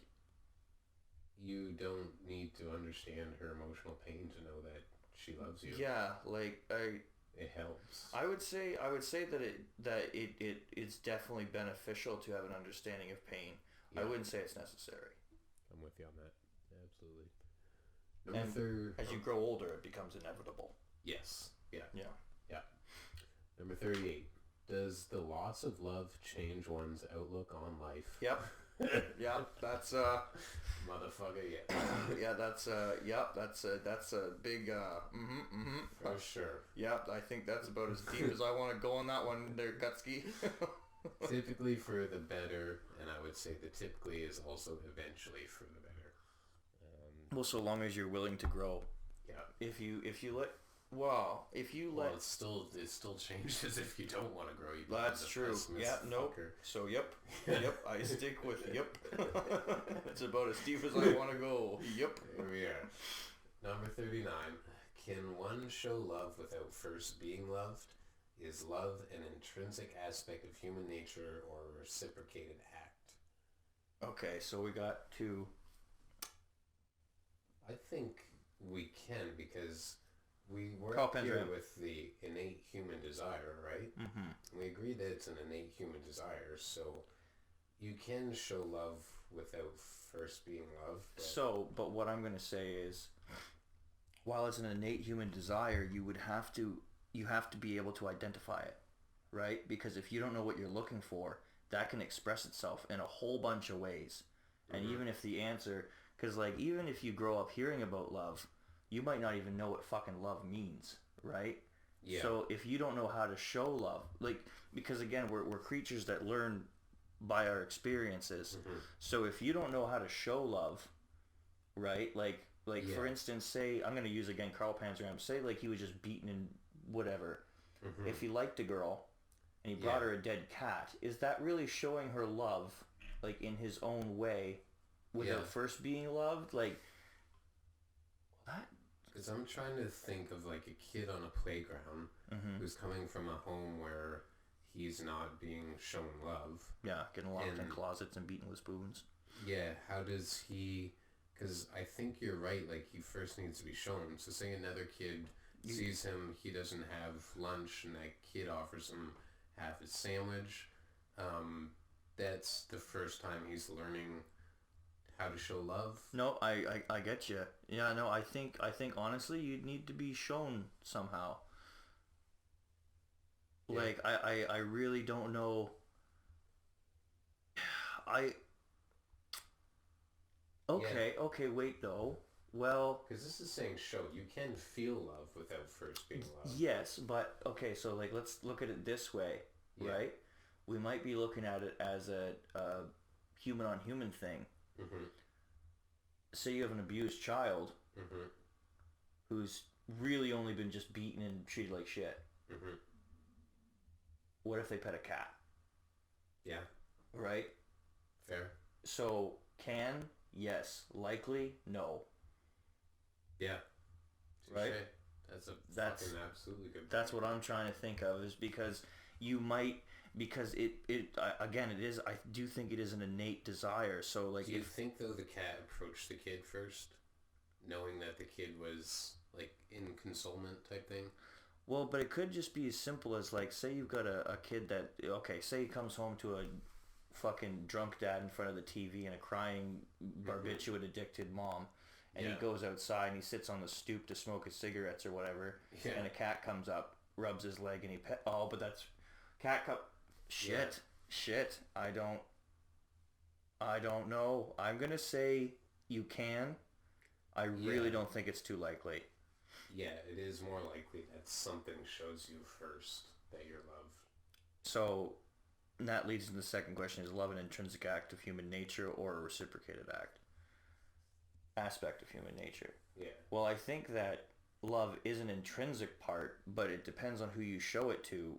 If that really decides on if it's reciprocated. Yeah. Right. That's like That leads into the second one. I thought that was a question, but that's like two statements, or like a statement, and then like. I think that's more of a clarifier. I think that's a reiteration, is what I would say. Is that that's I think he said that. Well, we don't want to be misogynist here. It could be a woman. Yeah. But like, I think that they said that as a clarifier. It would be my guess. Fair. Or reciprocated act. Yeah. Yeah. Okay, because it's clarifying the first bit of can we show love. Right. I think we nailed it. Yep. It can, but we certainly answered it, even if we didn't nail it. It's true. Okay. Number 40. Are there different forms of love, such as parental, friendship, or romantic, or are they all diverse expressions of the same substance? Obviously. I mean, I keep saying boner. Like, you're not getting my boner. My fucking. So I think what they're trying to say is like, do you have 4 different balls in your heart? Just bear with me. Yeah. Right. Love, friendship. Like, are those all that, or do you have love and then branches? Yes, because the boner is the expression. So, but the love boner is still like the pull towards, or the like it comes from respect. I think that, I mean, that is philosophical, because you really, I mean, if you to get an answer, a definite answer, you have to like take fucking studies of the brain, right, to see where it comes from. I would say that. But we're saying that it's intrinsic, and so if it's intrinsic, then it's instinctual, and instincts reflect in reactions, right? Mm-hmm. So if it's intrinsic and instinctual, then it is coming from the same substance. It's like if we say that it's innate, it means that it's innate for all forms that are just mentioned there. It's not just... It's coming from the same pool. Yeah, because he didn't ask, like, is love for only your wife, your husband, whatever, like, is that innate? I'm fucking this up, but what I'm trying to say is, like, when we declare that it's innate, it means that it's innate for all the things in which you love, or that you love. So it comes from you. Yeah. You are the substance in a way. And so you're the one expressing you, the substance. Yeah, and this kind of relates back to something I saw there. It was on Reddit. It was like different forms of happiness, and it was like contentment, pride, joy, and I actually, that blew my mind, because I was thinking about these things all as separate, right? But like, contentment is an aspect of happiness, joy is an aspect of happiness, pride an aspect of happiness. So I would say that it love is an umbrella term, but there are different aspects to it that usually should not mix. You know, like friendship and romantic love can mix, but like parental and romantic, probably not. Like friendship is pretty good to mix around. It's like the O negative of love. The mutable. But parental and romantic, if they're touching, you're done. You need to turn back, buddy. Yeah, you need to go back to the behavioral questions and figure yourself out. Alright. That was number 40. 41. Can romantic love for one person last forever?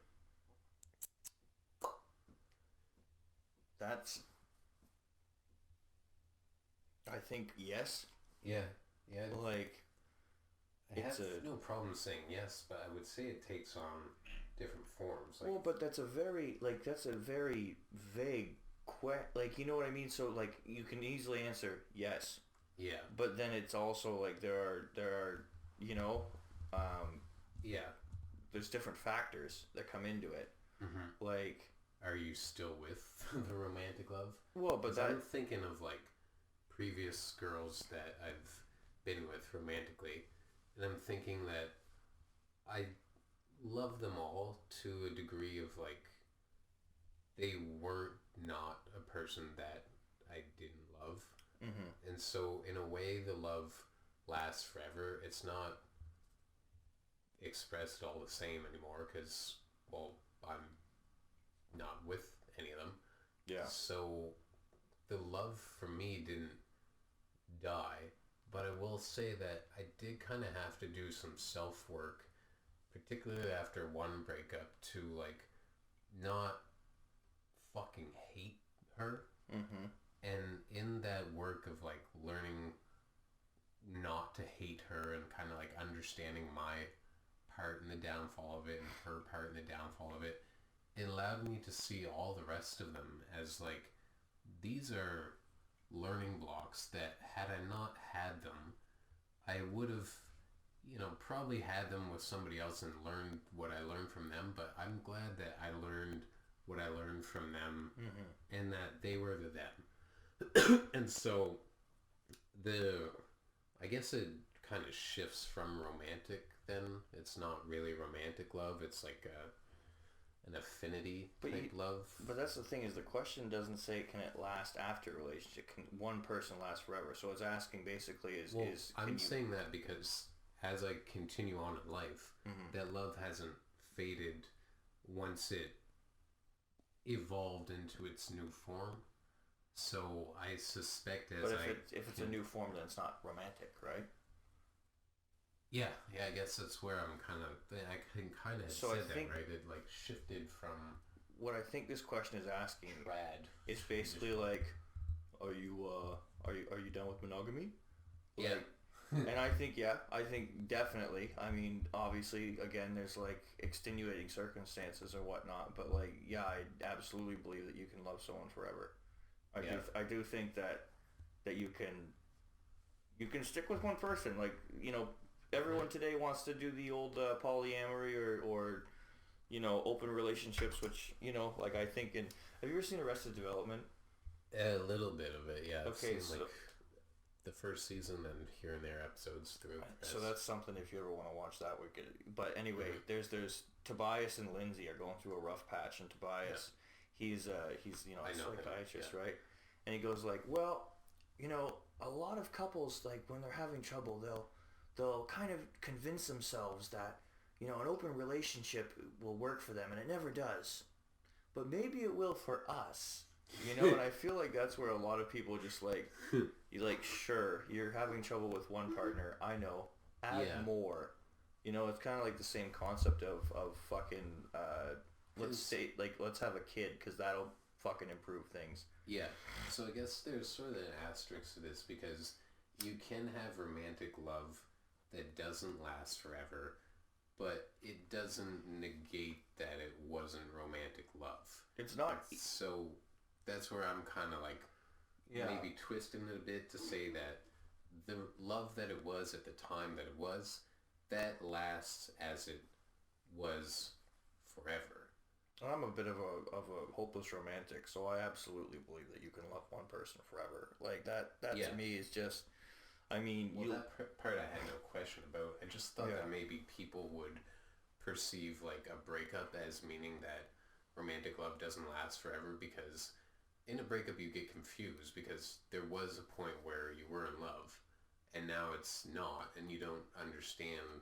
I'm talking very bare bones, right? Like, you don't understand why it's not there anymore, but it's not there. And it's like, in a way, you feel like it's still there, but like, if you got broken up with and it has been taken away from you, if you broke up from them, you took it away from them.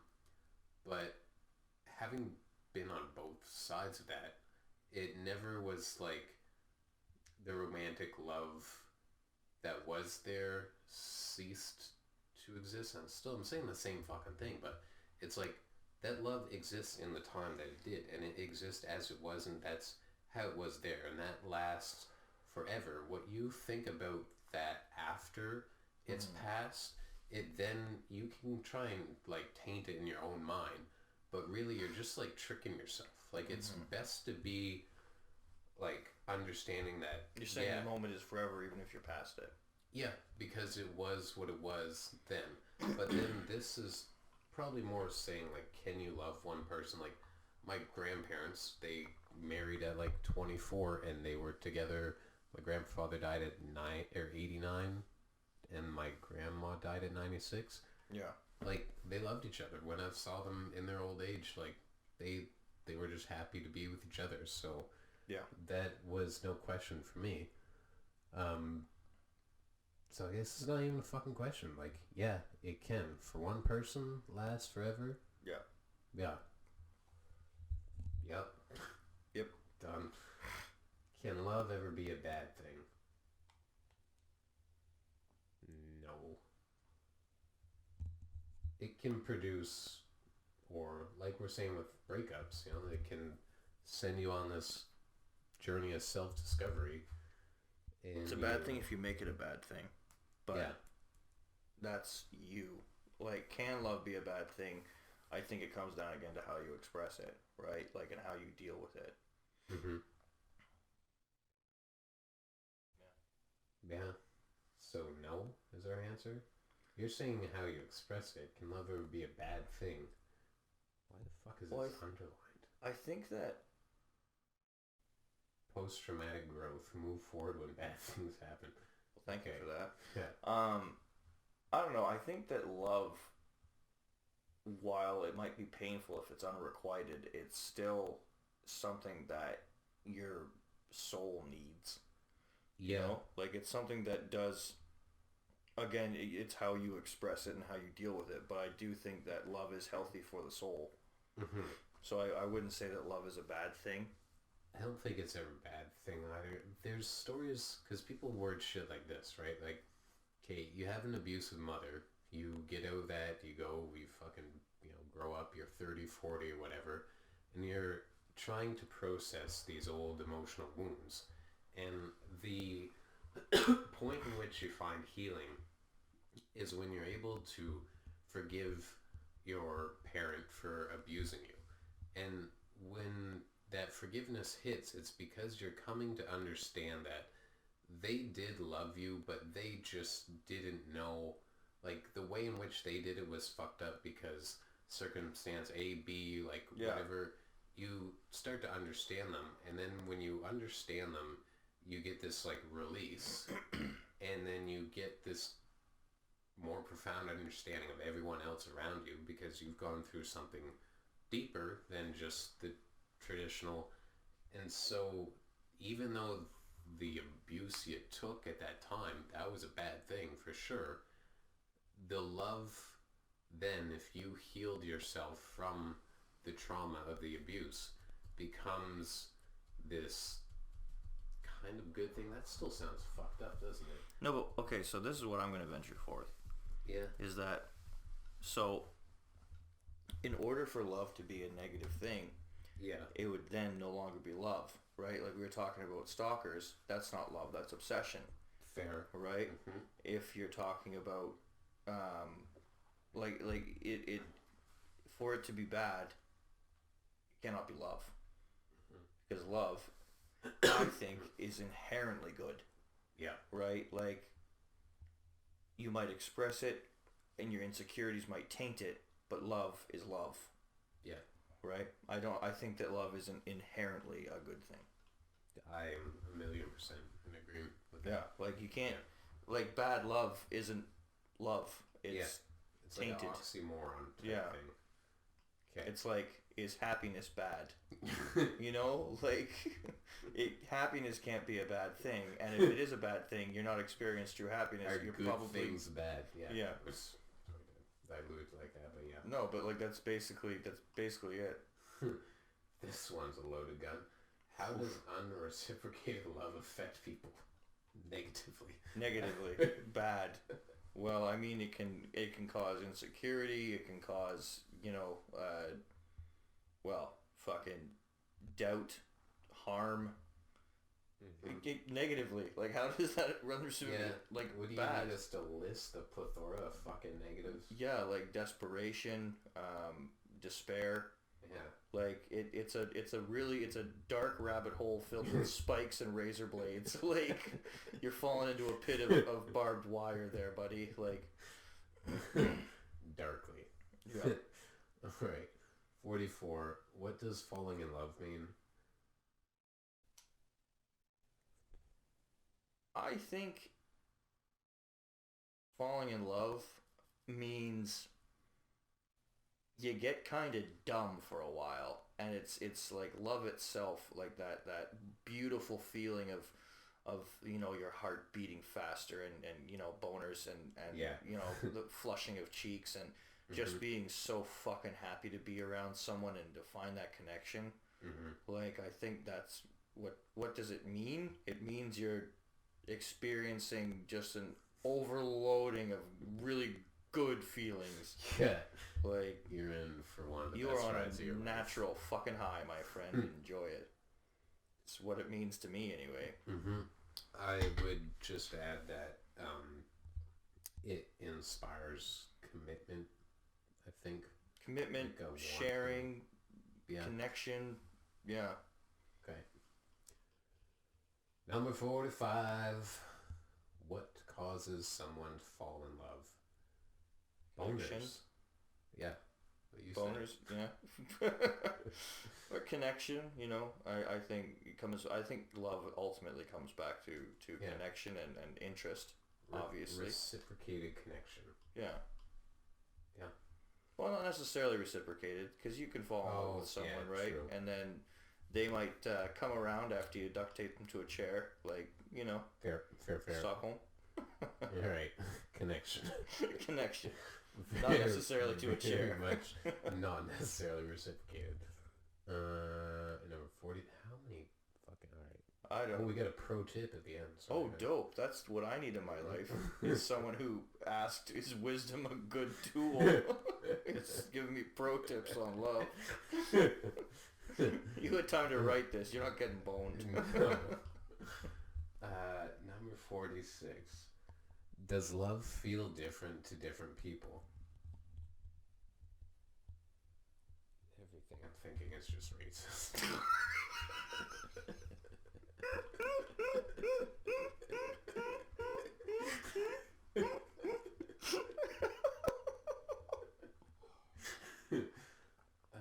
Well, of course.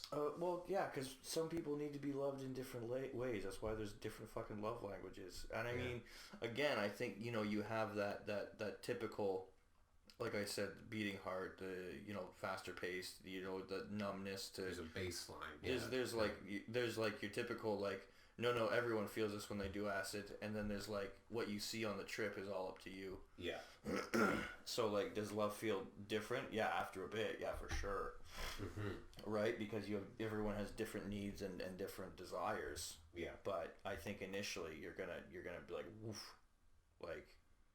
Yeah, initially we have that unifying baseline, and then it varies because we are complicated beings and not just automatons. Well, we are different people. Yep. Yeah. Number 47. Is love, health, or money more important? What the fuck? It's money. I don't understand. Jesus. Tony, is love, health, or money more important? I like love. Yeah. And I think love leads to health. Yeah. Like, because going back to our questions in the other one, like what makes bad people, like, okay, so like what is more important, cutting down the Amazon and having 3 houses, or like would you rather just go home to your fucking studio apartment and have someone to hold at night when the world is cold and the darkness seeps in? Like, I don't know, what would you rather? like I don't know. Yeah. Money can't fucking tell me I'm beautiful. Like, I can't fucking give money a foot massage at the end of a day. Like, fuck off. Like, anyway, don't get me wrong. As I grow older, I definitely want fucking money. Yeah. But if you give me love, then I'm definitely satiated a lot. Don't get me more wrong. I'd fulfilled rather with rather be sad on my yacht. But I would much rather be loved in a fucking hole. Like, I'll cry on a yacht, but be loved in a hole. Like, I feel like, I don't know, like that's touch just... that. You did that perfect. That's... Yeah. Get money out of here. That's not Yeah, fuck off, capitalism. I don't need your Starbucks. This was written by an American. Yeah, get out of here with your sweatpant industry. We all need to eat.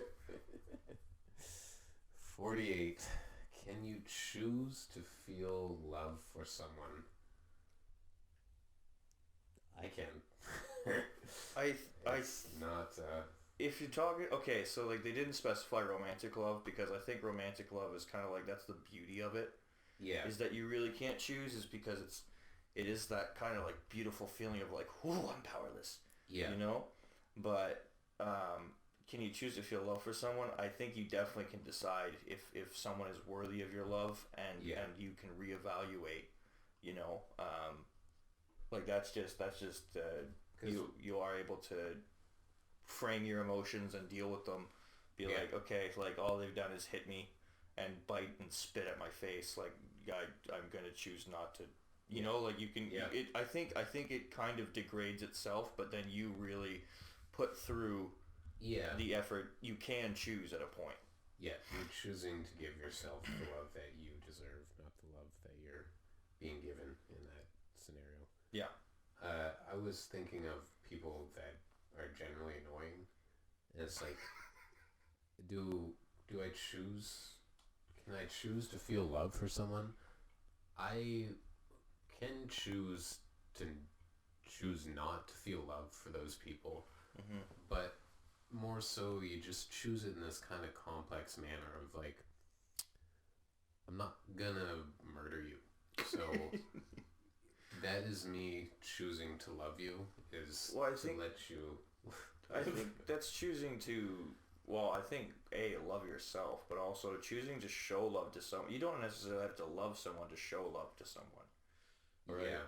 Can you choose to feel love for someone? I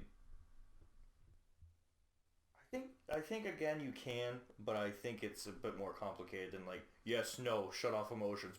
Yeah. You know, like you can't just yank the batteries. Well, because I'll say at least when I had to break up with somebody, I had to choose to feel like the love and it felt like I was in a predicament where I could stay there and become something that I thought I didn't want to become. Oh, fuck. Yeah. And so I had to choose to kind of like override the natural love that I had for that person. And in the end, I don't think they might have made me what I thought they were going to make me, but what happened to me after choosing to override that was another series of profound insights into myself that wouldn't have accrued otherwise, I guess. You know, I think it was inevitable that I was gonna have to break a heart, and so that's, you can choose to override, and I think you can choose to feel love. I think it comes down, it's not necessarily an easy thing, but I think again, I think that there's a natural degradation. I think there's a point where like something clicks, and then you can choose to try and foster that or facilitate that love, or you can choose to be like, all right, is this really worth it? And then you kind of go down that dark path of not looking in the eye or giving them kisses anymore, you know. I guess I was kind of misreading it, because it is the choosing to feel love. Yeah. Like when somebody makes you mad or annoys you, like you choose not to murder them, and that is the choosing to feel love for someone. I think that's a bit of a loose definition, to be perfectly honest there, but I think I get what you mean. Yeah. I like how you just keep going back to murdering people, but well, to just choose to be like, all right, man, you are kind of shitty, but you're still existing, and I can deal with it. Had I had my druthers, I would have raised you better than your mothers, but you are not my child. Thank God. 49. Does being loved by more people correlate to a person's value?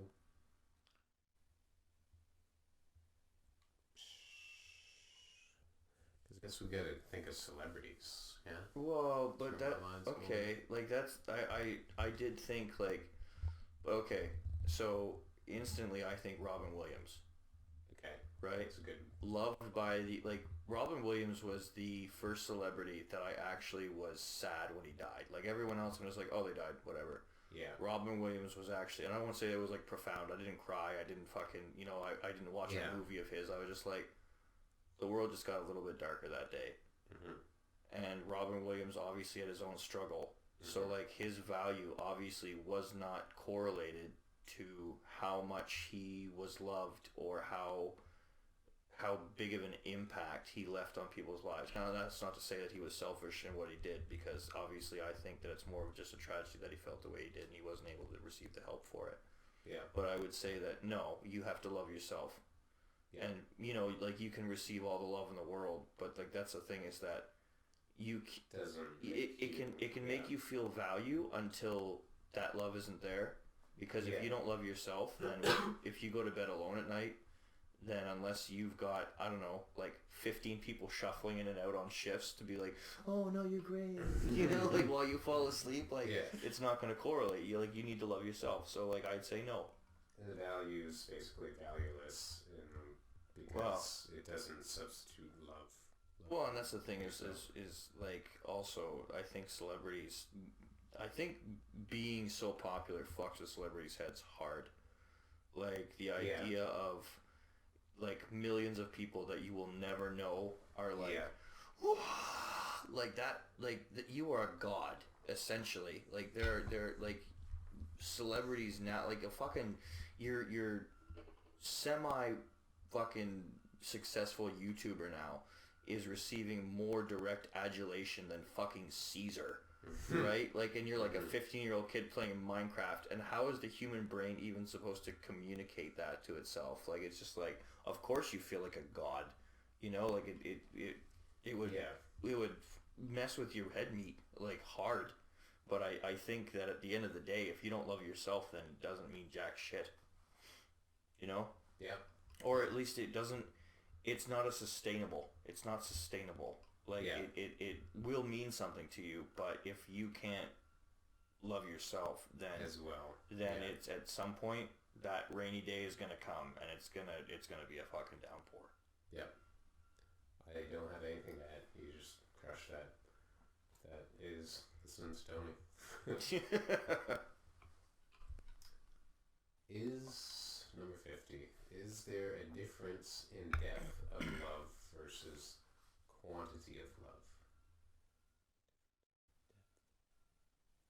Yeah. So what they're saying is, if you have one person that loves you, does that match up to like again? So okay, so like, do you have a woman? I'm just gonna say woman because we're both men, right? Do you have a woman who cares for you and loves you and takes care of you, but she's like the only one that loves you? Mm-hmm. Is that different between being loved by 1,000 people? Yeah. Absolutely it fucking is. Yeah. I would say that's a really, like, I think you'd have to be a really lost person to think that you are going to... Well, I don't say that necessarily in a condemning sense. I could just have my wife's love spread across thousands of people. Yeah. That's a harem. There's a reason why we condemn those. Like Gaddafi. But like, quantity of love, I mean... Yeah, well, depth of love is obviously better than quantity of love. Yeah, would you have a really good sandwich or like 15 fucking convenience store sandwiches? Yeah. I want a really good sandwich. Yep. Yeah. We all eat. So let's play with this for a little bit and just say, what if you have the depth of love in a singular person, but then you could have that same depth of love in 10 people? I don't think that's possible. It's not really possible. No, right? No, because because depth requires commitment, right?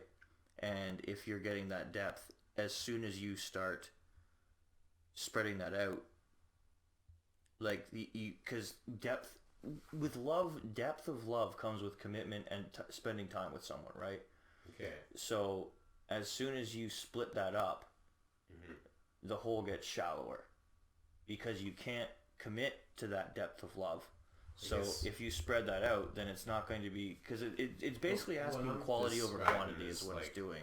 There's a hole. The hole goes from here to here. Mm-hmm. There's one hole, but then there's like a bigger hole, and it goes the same depth. It's just bigger because it's like 10 units deep. So Just one. I would say if it's that deep, it's deep on their end, not your end. Whereas depth, if you're dealing with one person, that's going to be a commitment between the two of you. Whereas you're just going to deal with crazy stalker fans that are writing your name on their chests. Yeah. Right? Like... Yeah, I was just trying to like kind of mentally picture something like that to essentially understand if... The question is asking quality over quantity. It's just asking it in a way that it doesn't want to sound stupid. Yeah, well, I wanted to like do a cake and eat it too scenario, but I would rather probably have just one deep lover than 5 of them in my house. But how are you going to get to know all of them the same way, right? Like, that's the thing, is you're not going to be able to spend your time around. Listen to them. I don't know. You're going to listen to each one on, like, all right, honey, you have 5 minutes. How was your day? You know, like... Yeah. You know, but then I think that you're really sacrificing, like, because that's the thing is, like, say you are a popular, like, you're a celebrity. Yeah, we don't like have to go swimming together and then all go watch the same movie. And the showers can only get so big, otherwise you're just in a high school, and we know where that leads. Like, right. You know, like I'll take the... My non-dream is not possible. I'll take deep love with one person over a bunch of people just fawning over me. That being said, at this time in my life, I can only really go for the quantity. There we go. One leads to the other. 51. That's the last one. Then we get our pro tip. Ooh. To love someone well, do you need to show their love? To love someone well, do you need to show their love how they want to be loved, or can you love them the way you naturally show love? So I guess what they're saying is, in order to love someone, can you just not grow at all, or can you just be you?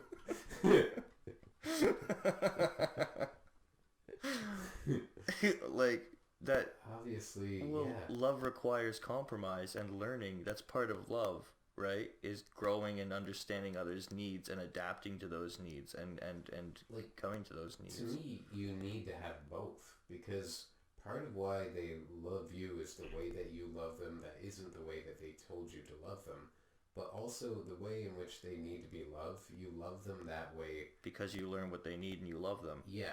Yeah. And that is also, I guess, part of the way you naturally show your love. I mean, I think you can exist in the second phrase, but at the same time, I don't think that's the healthiest way. No. Right? Because you need to... Part of love, whether it be romantic or friendship or parental, is learning each other. And that's part of love, is learning and growing and connecting, right? Like we've discussed the whole way through, love is about connection, whether it be romantic or platonic. Yeah. You need to connect and to get to know each other, like that sharing. So, yeah, no, you need to... Yeah. You need to take care of other people's needs, otherwise you're not loving them. Yeah. Like, that's kind of what we've established love is. Mm-hmm. And I'll just add in, like... The unity, like that's how, because what you're saying with the depth of love, it's like the unity and the unifying and the sacrifices or the compromises come from doing, like they are for the greater good, and the good is the unity. So I'm just trying to say this because I think that the unity is like when you show them love in the way that they need to be showed love, they reciprocate that to you. Mm-hmm. And then you also get to, like, when you're fulfilled by that, you then can respect the ways that they show love that are just, like, unique to them. So it's like, you need, in having both, it becomes more beautiful if you were to just single out either or, because do you need to show their love how they want to be loved? Like, this is just Captain Save-A-Ho. Like, you know, buying the girls the pedicures, whatever, like, cliche rap song. is to say that they're just doing what that girl wants so that girl But loves you need them. to stay true to how you show love, because otherwise you're not... Because part of love is showing, like, loving someone makes you feel good because you're showing them the love that you, the way that you want to show it. Like, that's... Yeah. Yeah, like if I get a gift for my lover or something, or like... Because I think, too, I'm thinking of specific scenarios where it's been having to have hard talks with the person that I love in order for them to be able to kind of take account and register more clearly something that they weren't. That was the way that I guess I naturally would show my love, because if I just stuck to the way they needed their love shown, it's like... And you become a servant. Yeah, they just don't want to hear that type of stuff, and you have to, I guess, yeah, you can't always do it the way they think that they need it. And this is the other thing too, because as you grow, you realize you may not need things that you thought you need, or want things that you thought you want. Well, it's an evolution, right? Like love begets growth. Yeah. If you're not growing, then you're really not loving, because love in like you want them to do well, but if you're truly loving, then you want both of you to do well, to thrive. Right? I really thought specifically like that, because the image you paint in my mind is like, love is the lifeblood pushing the plant bigger. Yeah, so I think that's what I'm saying. It's beautiful. I know you are. Right back at you. Alright, you ready for your pro tip? I'm certainly ready for them to show me something that I already know. If you're interested in learning more about different ways to show love, read up on the 5 love languages. Is there more? We got... Why would they split that? Like, that's such a cocksuckers. Why would you do that? I thought we were close to it. Yeah, okay. Yeah, I was wanting to be at the end of this. I have to fucking be again. I know, that's what I was gonna say. I thought we were like at our fucking juncture where we could do it. 5 love languages. Is this the person that's written all this shit? Oh, is it? Oh my god. Quality time, physical touch, gifts, acts of service, words of affirmation. Yeah, I already knew all those. That's not Thank you for teaching me. I am brain dead. I love how, like, okay, so here's the thing, is what I'm thinking. What kind of person... Elephant with a fifth chunk down is bad luck. I think we've spotted. Oh, really? Yes. Well, red herring. There you go. Yeah, you don't know how to show love. Whoever gave you this doesn't love you. They're ignorant, and you should cast them out of your life. Love can be a bad thing. I take it back. Yeah, I take it back. They give you bad gifts. Alright. Pee break / Okay, let's do a skim of the questions to see if we can knock it out. Alright, rapid fire. I think... Alright. What do you think? I could rapid fire this. Okay, let's go. Alright, 52. Is there one? Yes. 53. What does it mean to love yourself? Do what's best for yourself, even if it's hard. Yes. Yeah, there we go. Alright. Number 54. Do you need to love yourself before you can love others? If you want to be sustainable, absolutely. 55. Is loving yourself selfish? Nope, because loving is necessarily a positive thing, and if you love yourself, then you can love other people better. 56. Is it essential to have a friendship with your partner? It's not the 50s, absolutely. 6. 57. If your partner grew up in an abusive household, are you more likely to abuse her? Wait. No. If your partner, I'm just fucking with you. If your partner grew up in an abusive household, are you more understanding of unhealthy behavior? That's not a philosophy question. That's just like are you a shit person or not? Like, well, yeah, if you love them, then yeah. Yeah. That's a fucking stupid... Am I alone in this? Or no, is that just a fucking dumb... I think she needed a pee break. 58. Would you rather be respected or loved? Love is respect, you fucking cunt.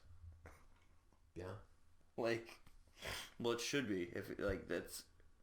I just think love is so fucking inherent. Like, it's all around, and it's like, if you look properly and correctly, it's evident, and there's no question about it. So well, it's like respected is respect is something part of love. That's earned. Well, respect, you get respected for like things that are respectable, but love is like you're loved despite I don't know. So it's like, but if you don't respect someone, you probably don't love them that much. You know, like. Yeah, but you love, again, like, it sounds funny when I say, like, because I didn't murder you, I loved you, but, like, that is kind of, it sounds barbaric, but that is kind of the like, bare bones form of love. Mm.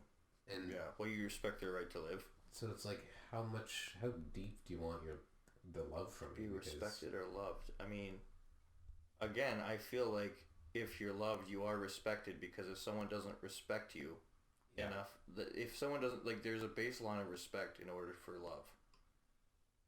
Baseline, yeah. That being said, then I just think about my father issues, and maybe you don't need to respect someone to love them, because I'm definitely not receiving much respect from that man. Again, I should know the fucking different parts of the wrench set.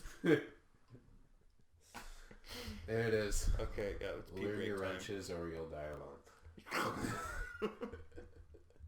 You know, if I fucking learned a screwdrivers at fucking my first manual labor job. You don't know what a fucking Phillips is. You're bound for divorce. Peace. Dope.